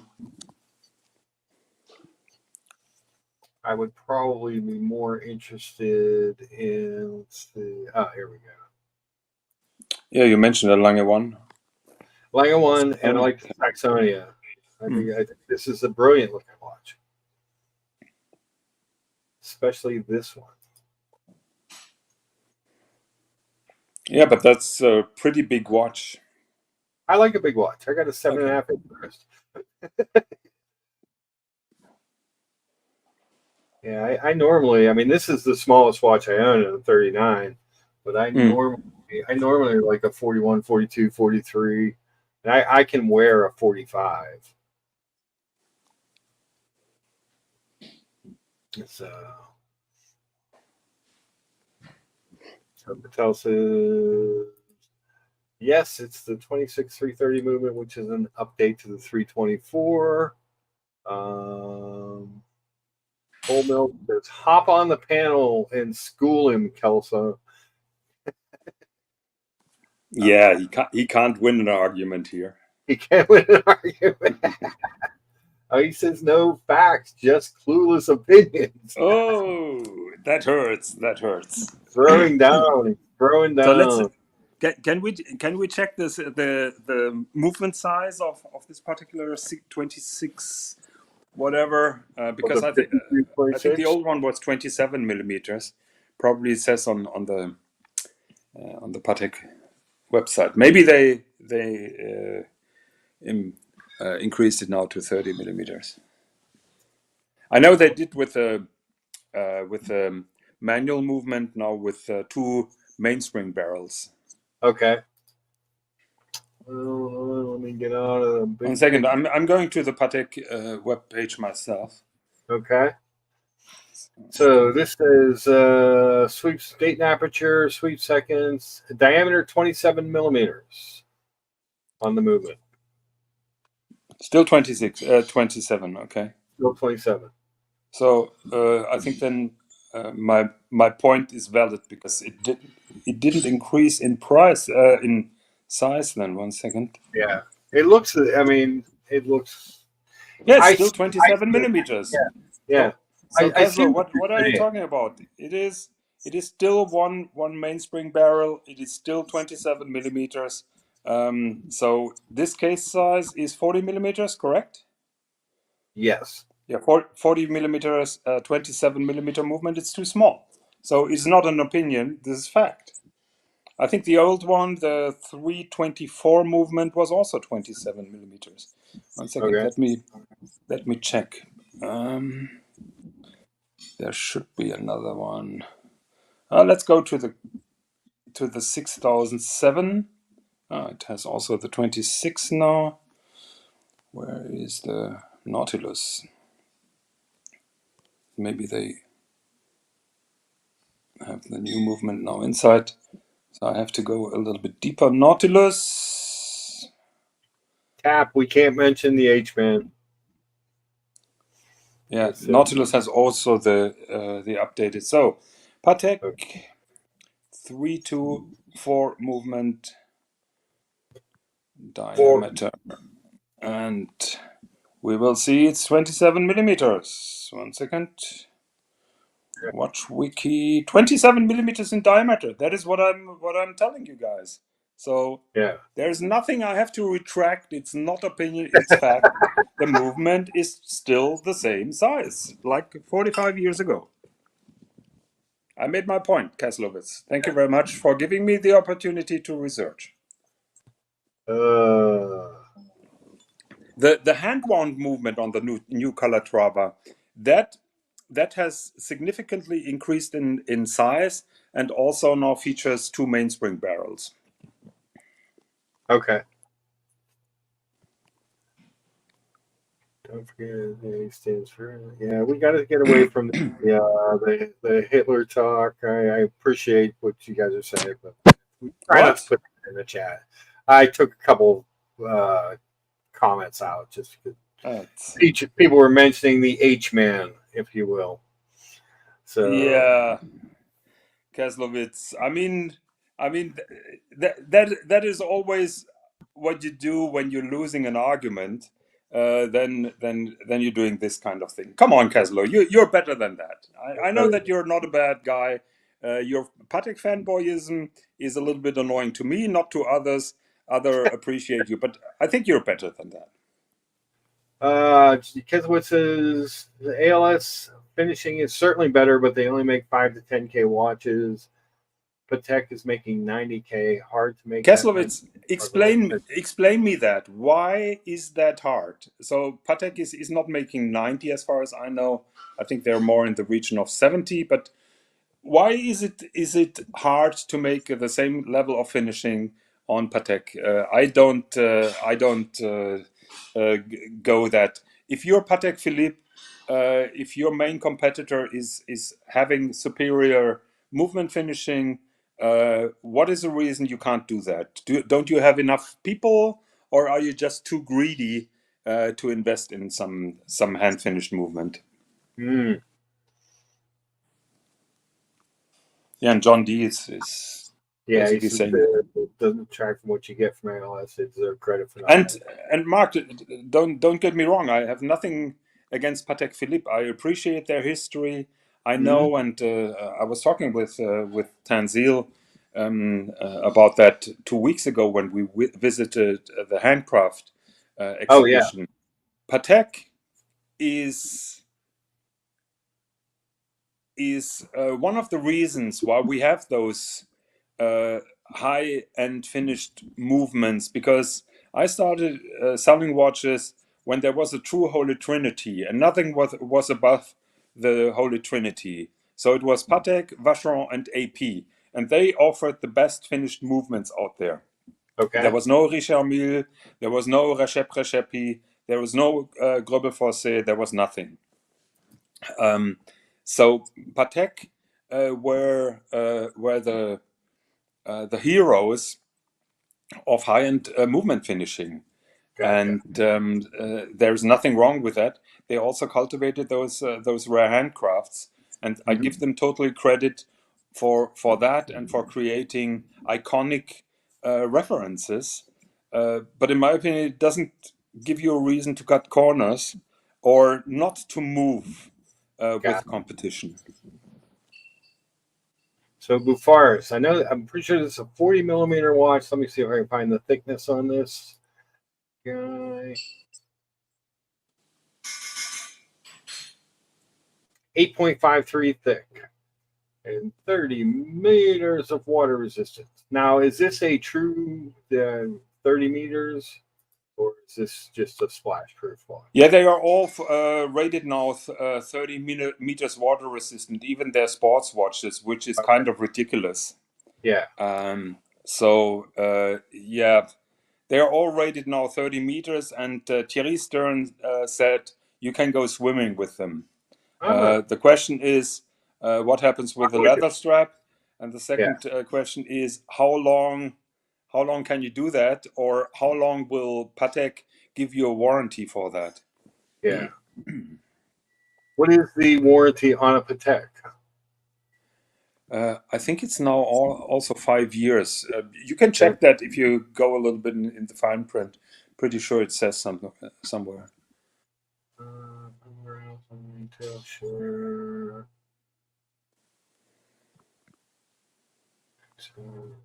So, but as Kaslowitz is in the chat, maybe he can educate us what the improvement from the 3-4 movement to the new 26 movement is. Certainly, it's not the increase in size. So I would be interested in knowing and learning about the improvements. But here you can see this watch is $40,000 US. It's a white gold case, and the Lyrique in steel is 30,000. So it's a direct competitor, and there is no question which watch I would get. John D says center rotor Patek Philippe watches appear matte in his opinion. Yep. The better movement finishing is on the 3-4 movement, which has the micro rotor. Yeah. Ketherwood says, like Lederer said, Patek is industrialized luxury when they make many watches as they do.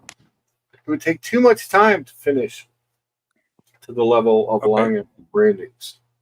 Okay, so let us read that again. Patek Philippe can't take too much time to finish to the level of Lange watches. So what does that mean? Lange finishing is superior to Patek because they can't take too much time to finish them to an equal level. Prove my point. Now, does that speak to the robustness of either movement? Is one better because it's more handmade, or I'm not sure if somebody will disagree with me, but I think on that level, I think the durability is on a similar level. Nobody really has severe problems there, and I would say they are comparable. You'd say they're comparable? Yeah. Let's see. Kesselwood says new movement has hacking seconds and a bunch of new. Finally, after 45 years, they finally made a hacking second on that. Glory, glory, hallelujah. Let's open a bottle of champagne. Let's hit the champagne, guys, for hacking seconds.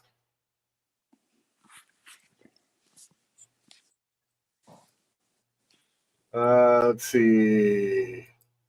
Patel likes his 240 movement watches, but I've always loved the big rotor with the circular Geneva stripes on. Do you know that that Patek Philippe had to delay that movement with a central rotor for many years because Rolex had the patent, and Patek didn't want to violate that patent, so it took them ages to have a true automatic watch.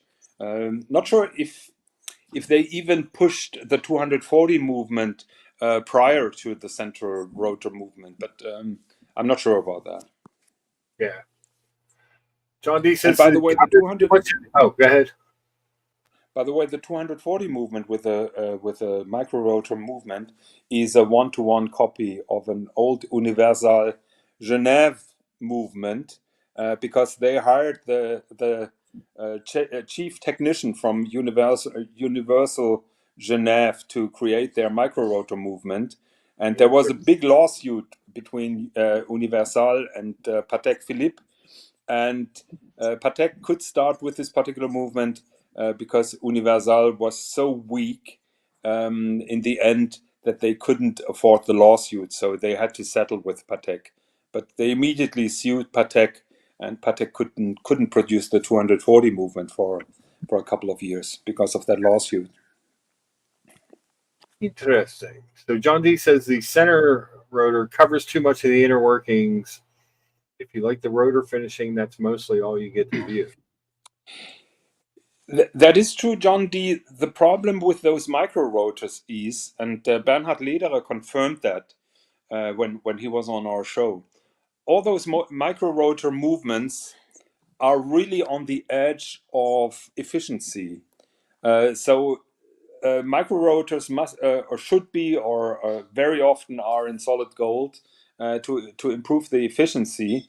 But there is another reason why micro rotors are not that efficient, and the reason is it's not easy to get them to a full spin.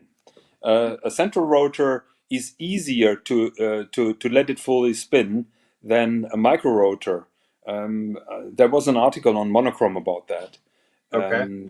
And I think a small exotic company tried to improve that. So micro rotors are a difficult thing, and are problematic in being really efficient. But I agree with John D. They're covering a lot of real estate, and they're covering always parts of the movement. Whole Milk says, wouldn't Alanga be a little better for wear and tear because of the 3/4 plate? You could make that point. I'm not sure if there is a real life benefit in that. Got it. Patel says that, Lucha, do you think the movement in the Nautilus is too small? That's basically Higgins' argument. 324 movement in a 40mm case. Lucha, now the question is to you. Now they're throwing the eggs on you, not on me. Which is good. Yes. I can see his point when I looked at the back of the 5226 after you mentioned it. I never really thought about it much, but I can see where it does look like it is a little small for the case size of the watch, but I don't think it looks bad.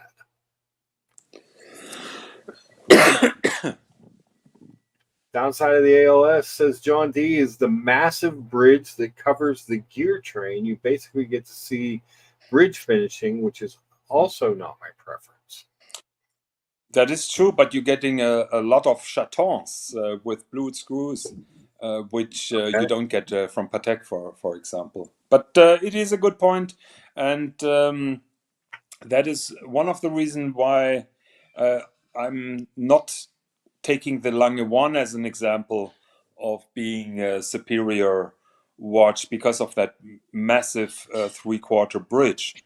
Okay. But maybe Mark, you can pull up a Lange Matic perpetual, and that has a 3/4 bridge, and there you can see parts of the gear train. And in my opinion, that is one of the most beautiful watches, although 3/4 construction. Lange Matic perpetual calendar. Lange Matic. Oh, oops.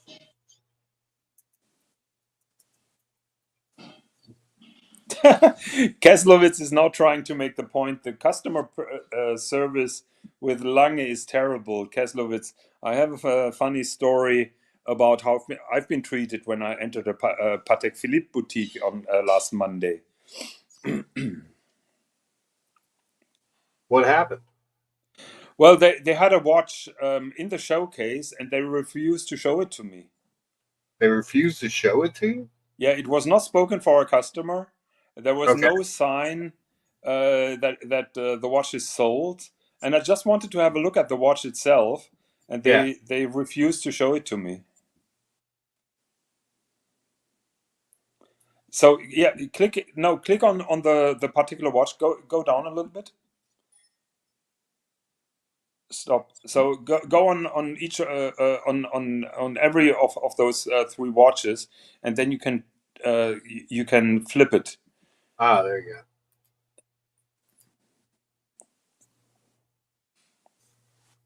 There you have it. Yeah. So that is that is not a micro rotor anymore. It's a little bit bigger than a micro rotor, because Lange tried to avoid those efficiency problems, and you can see that beautifully mirror finished. I think it's a second wheel underneath. So, in my opinion, that is one of the most beautiful watch movements ever created. Because of what says, yes, Lange has a better watch finishing than Patek, but so do many other independents.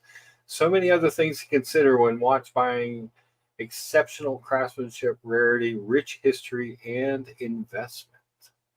Case Yeah, the style. old chestnut with investment again. Yeah. How is the investment of Tan's perpetual calendar that virtually sold for half price of retail, and it was still new? So, how is that with your investment potential? John D says the center rotor is kind of lazy way to generate power. Yep. The problem with the peripheral rotors, I would guess, is similar. I would guess they are not really super efficient. Ouch. Lange is the Grand Seiko of high horizon. This tan. Now the war is getting nasty. Now That's they're going below the belt. that is very below the belt. I'm not a Grand Seiko fan. Guess what says he's glad they didn't show it to you. It's not for you, he says. Actually, at the end of the day, they showed it to me after I made it very clear how ridiculous I found that kind of treatment. Yes. The funny thing is, I went to the Patek Philippe boutique. I saw the new World Timer 5330 in the inner showcase, and then this guy told me, or he asked me, can you come back tomorrow? And I said, I'm only here today. I'm leaving tomorrow. Can you please email us for an appointment? And I Oh, said, wow. just like I said, I'm only here, and I just want to have a look at the watch for a couple of minutes. And then he tried to explain me he's a host. He's not a salesperson, and all Okay. the hosts are busy. While I saw two salesperson having a private chat in the background with their iPhones in their hands. Nice. And then I told him, look, I've been there 14 days ago. Your shop manager told me whenever you're in town, just say Stop by. hello Yeah. and come by. And now you're telling me you can't show me the watch. And that then opened the door of getting the watch show. Then you got to see it. John D says, personal preferences aside, micro rotor watch show the powertrain in far more detail. Center rotors are nice too, but only if they're very well finished with guilloche or like the. Yeah, have a look at that rotor movement, rotor finishing compared to a Patek 324 movement. Oh, it's beautiful. It's the back of the Lange is absolutely insane. How much detail there is in these watches. I agree.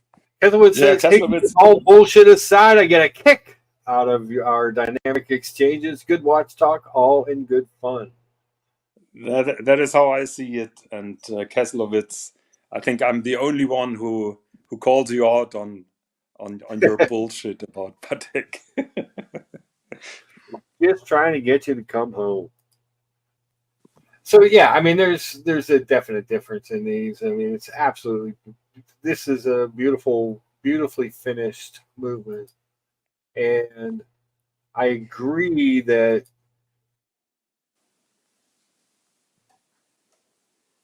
rotor, right? Yeah, that is I mean, you do I get think 21 karat rotor, but it has a platinum rim outside.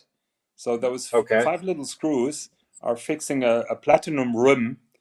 Platinum Ah, is almost double as dense as gold, yeah, so that improves the efficiency. nice. Yeah, the finishing's absolutely gorgeous. I don't think you can't fault them for that. I mean, even in this little picture over here on the side, I mean, you look at the little details in there. It is definitely handcrafted. Now, how many watches do they make a year? Around 5,500, they say. Okay. And then I believe Kesselowitz was saying that Patek is making 90,000. Is that correct? Yeah, I think that number is a little bit high. Not sure where he heard that. Last time I heard Thierry's talking about 70,000, Okay. if I remember correctly. So a definite difference in the amount of watch. Look, Patek Philippe has a market position, and Lang is the challenger that have to offer a different level of quality to beat the main guy. And Okay. like I tried to explain earlier, the Holy Trinity is not something that exists today, but it was very existent 30 years ago, because nobody offered a better movement finishing than the Holy Trinity. Yes. Now a lot of companies do. John D says the ALS 3/4 rotor is nice, but overbranded. Oh, Give me a ouch. Breguet or a Vacheron. Well, I know those Breguet rotors with that skeletonized B. I would say it's similarly overbranded then, Okay. but I appreciate your opinion. The movement of ALS with their name slapped on both the rotor and bridges and baton belts for the buckle and brand all over the leather. Not needed. Okay. I think every company, I mean, you could make the same point on Patek Philippe. It doesn't say Patek Philippe written in names, but the Calatrava cross, of course, is very prominent on those Yes. rotors as well. Yeah, I think everybody brands to a certain extent. Just because this happens to be on my wrist, and I can show, we'll look and see what Omega's doing on branding on this.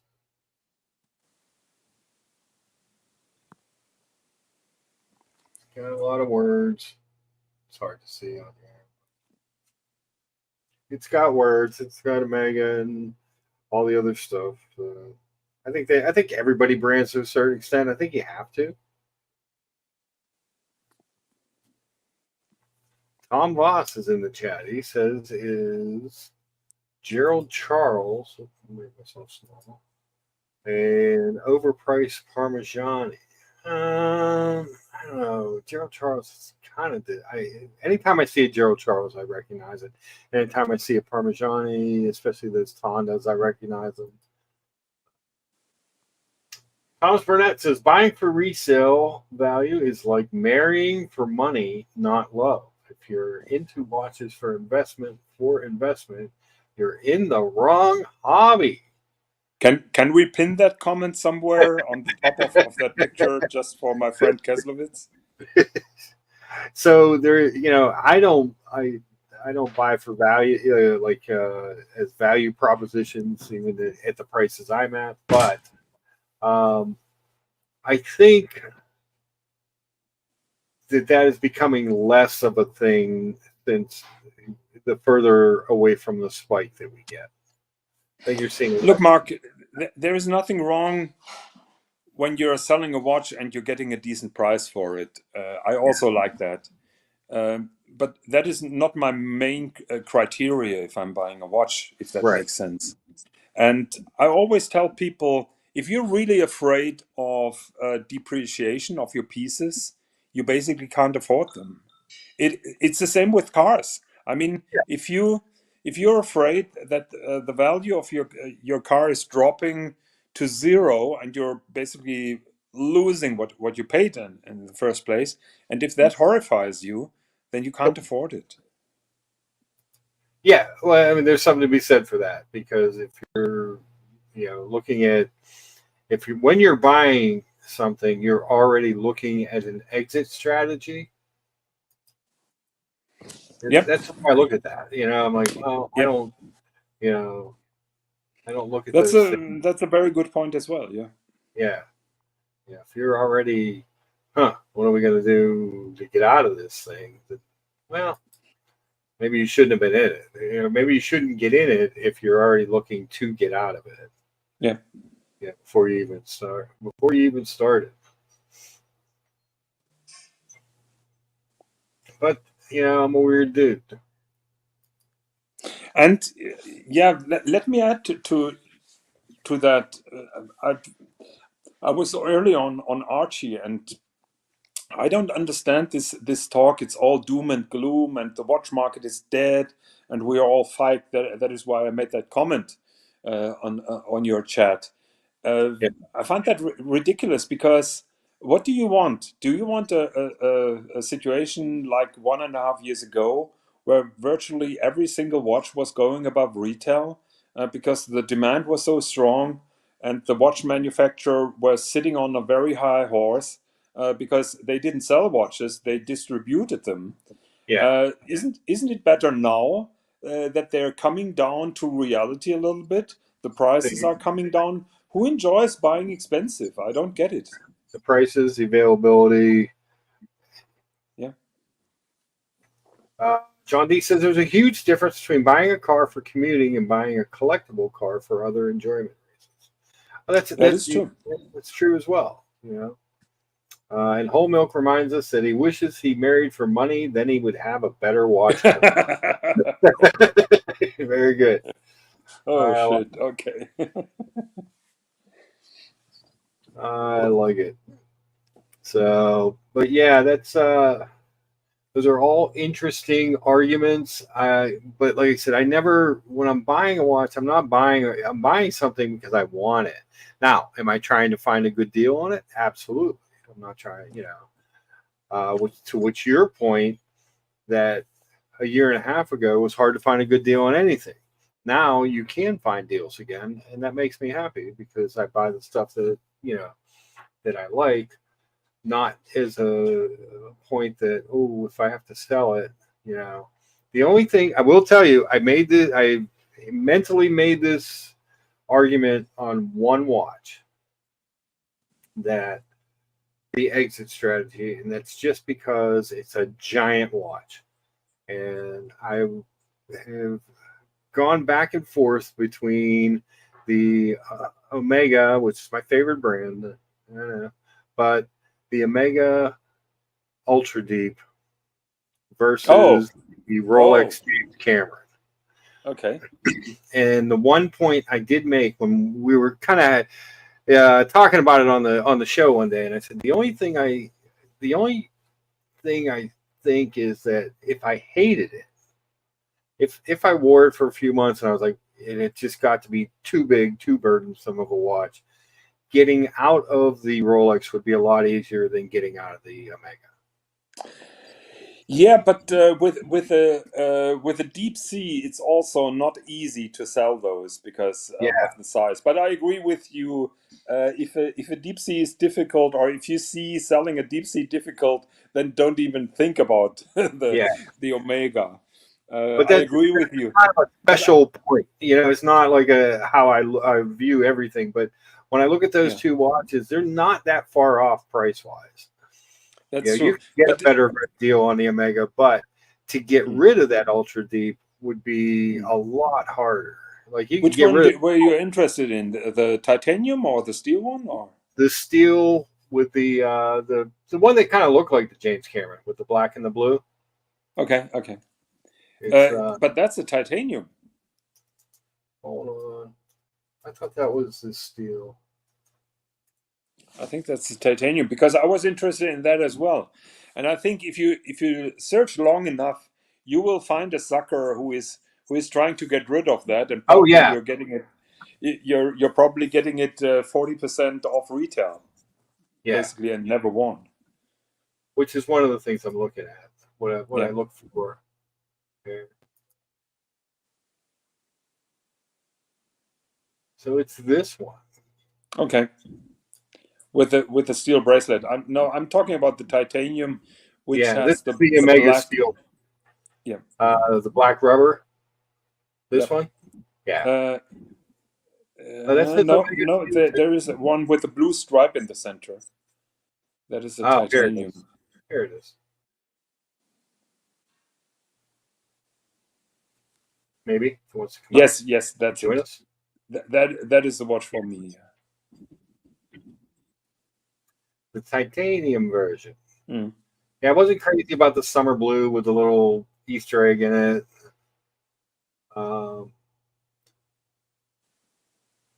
And the orange is okay, but I think I'd get bored of the orange. Yeah, I think blue is the way to go. Any kind of blue. Yeah. Any of those, I think some sort of blue would go. So, but Mark, coming back to your initial question. So, if you manage to find that 40% off secondhand It's a versus a different deep story then. sea Yeah. Yeah. versus a deep sea that always sells around retail, Mm-hmm. you're not losing a lot of money if you get that 40% If off you find retail. right, you can find a deal on one. Absolutely. Yeah, Yeah. yeah. And that's the only time I really have looked at it through that prism, if you will. Because You I'm like, would be insane paying full whack for that. oh yeah. Absolutely insane. You get killed. I mean, that would, and like you said, the problem is it's a big watch. If you don't like it, it's a possibility you could wear Yeah. that for a couple few months and say, you know what, I don't. It's not working. I understand that line of thinking. Yeah, I also understand that usually you should only buy an expensive watch because you're so madly in love with it that you never want to give it away. right. Nope, I get it. It is what it is, But, Mark, I have to bake a bread now. I have to okay. leave. I apologize. Nice talking to you. Oh, absolutely. Always good to have you on. Yeah, please take my Patek criticism with a grain of salt. It is not that extreme, but I love calling out those Patek fanboys because they're getting out of hand. And I appreciate the moment you give them any kind of space, they're taking over the space entirely. Yeah. So that is why I'm a little bit hard with them. Get it, got it good. Well, sir, Okay. thank you so much for your insight. I do appreciate it always. You're welcome. I hope that I didn't scare off your audience. No, you're good. We're all Okay. good. All Talk right. to you later again. All the best. Thank you, Yeah. sir. Bye-bye. All right. So that was fun. Interesting little tidbits from Mr. Higgins. So yeah, I like these watches. I'm not gonna lie. Aesthetically, this of the two, I like this one better. But like Mr. Higgins was saying, you need to find a pretty steep discount on this to make it a viable watch to buy.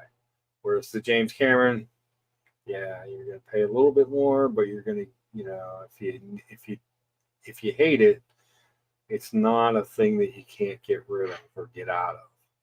So that's pretty much that, I think we've had a pretty good show.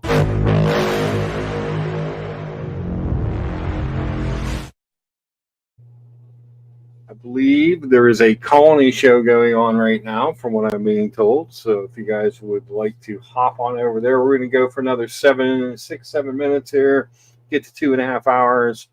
I appreciate everybody's participation today. It was good talk, good banter. Nice to have Mr. Higgins come on. You never know who's going to pop on the panel here on a Sunday morning. So it's nice to have him on. I'll remind you guys some of the things we talked about. Thomas Burnett with his Escapement show every other Saturday, 6:30 a.m. Eastern in the U.S., but worth the watch. He does put in a little homework before he does his watches. The Summer Watch Collection show was really good. Had a lot of different things to look at. We had Jen G, the Timepiece Temptress on Instagram. Check her out. Elite Horology with Mr. Higgins. Support the people you like. Support good watch content anywhere you can find it.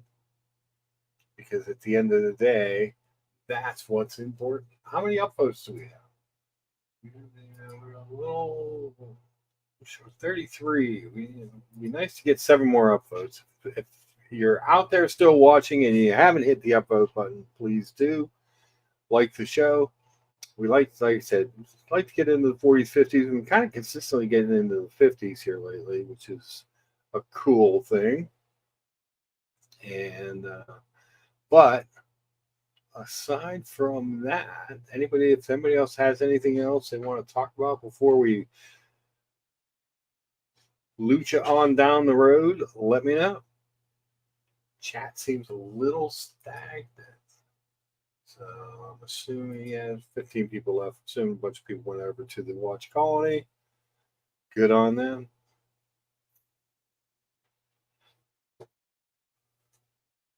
But always remember your number one spot for Sunday morning breakfast and watch talk in a non-monetized, independent point of view is the Luch Mark Show. We are loosely affiliated with a few people, but not really. We just do our own thing on Sunday mornings, and we may do a few extra things here coming up during the week. So look, if you're subscribed, hit the bell icon if you're interested, because we may do a little bit of reacting to certain things. There's a lot going on in the world. We may do some of that. We may do some tips. We may do some car stuff. I still want to do an all-out wrestling extravaganza show with Tan and Mathis. These are all things we're looking forward to here in the future. But that being said, anybody else got anything? If not, we're going to lucha our way on out. Because that's what we do. Guys, thanks for showing up. I do truly appreciate it. You have no idea.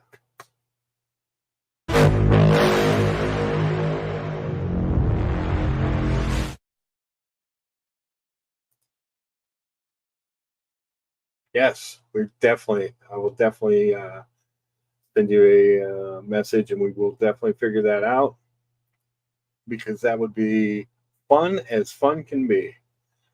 For anybody who has never seen the outro before, it is worth the watch.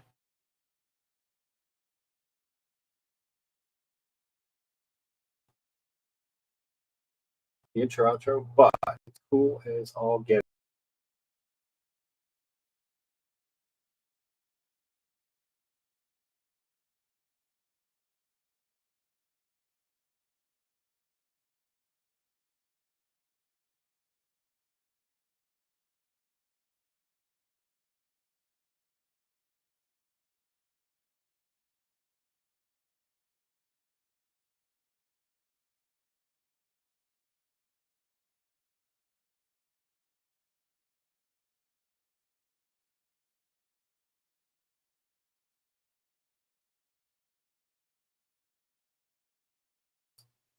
Holy crap, we had a little power surge.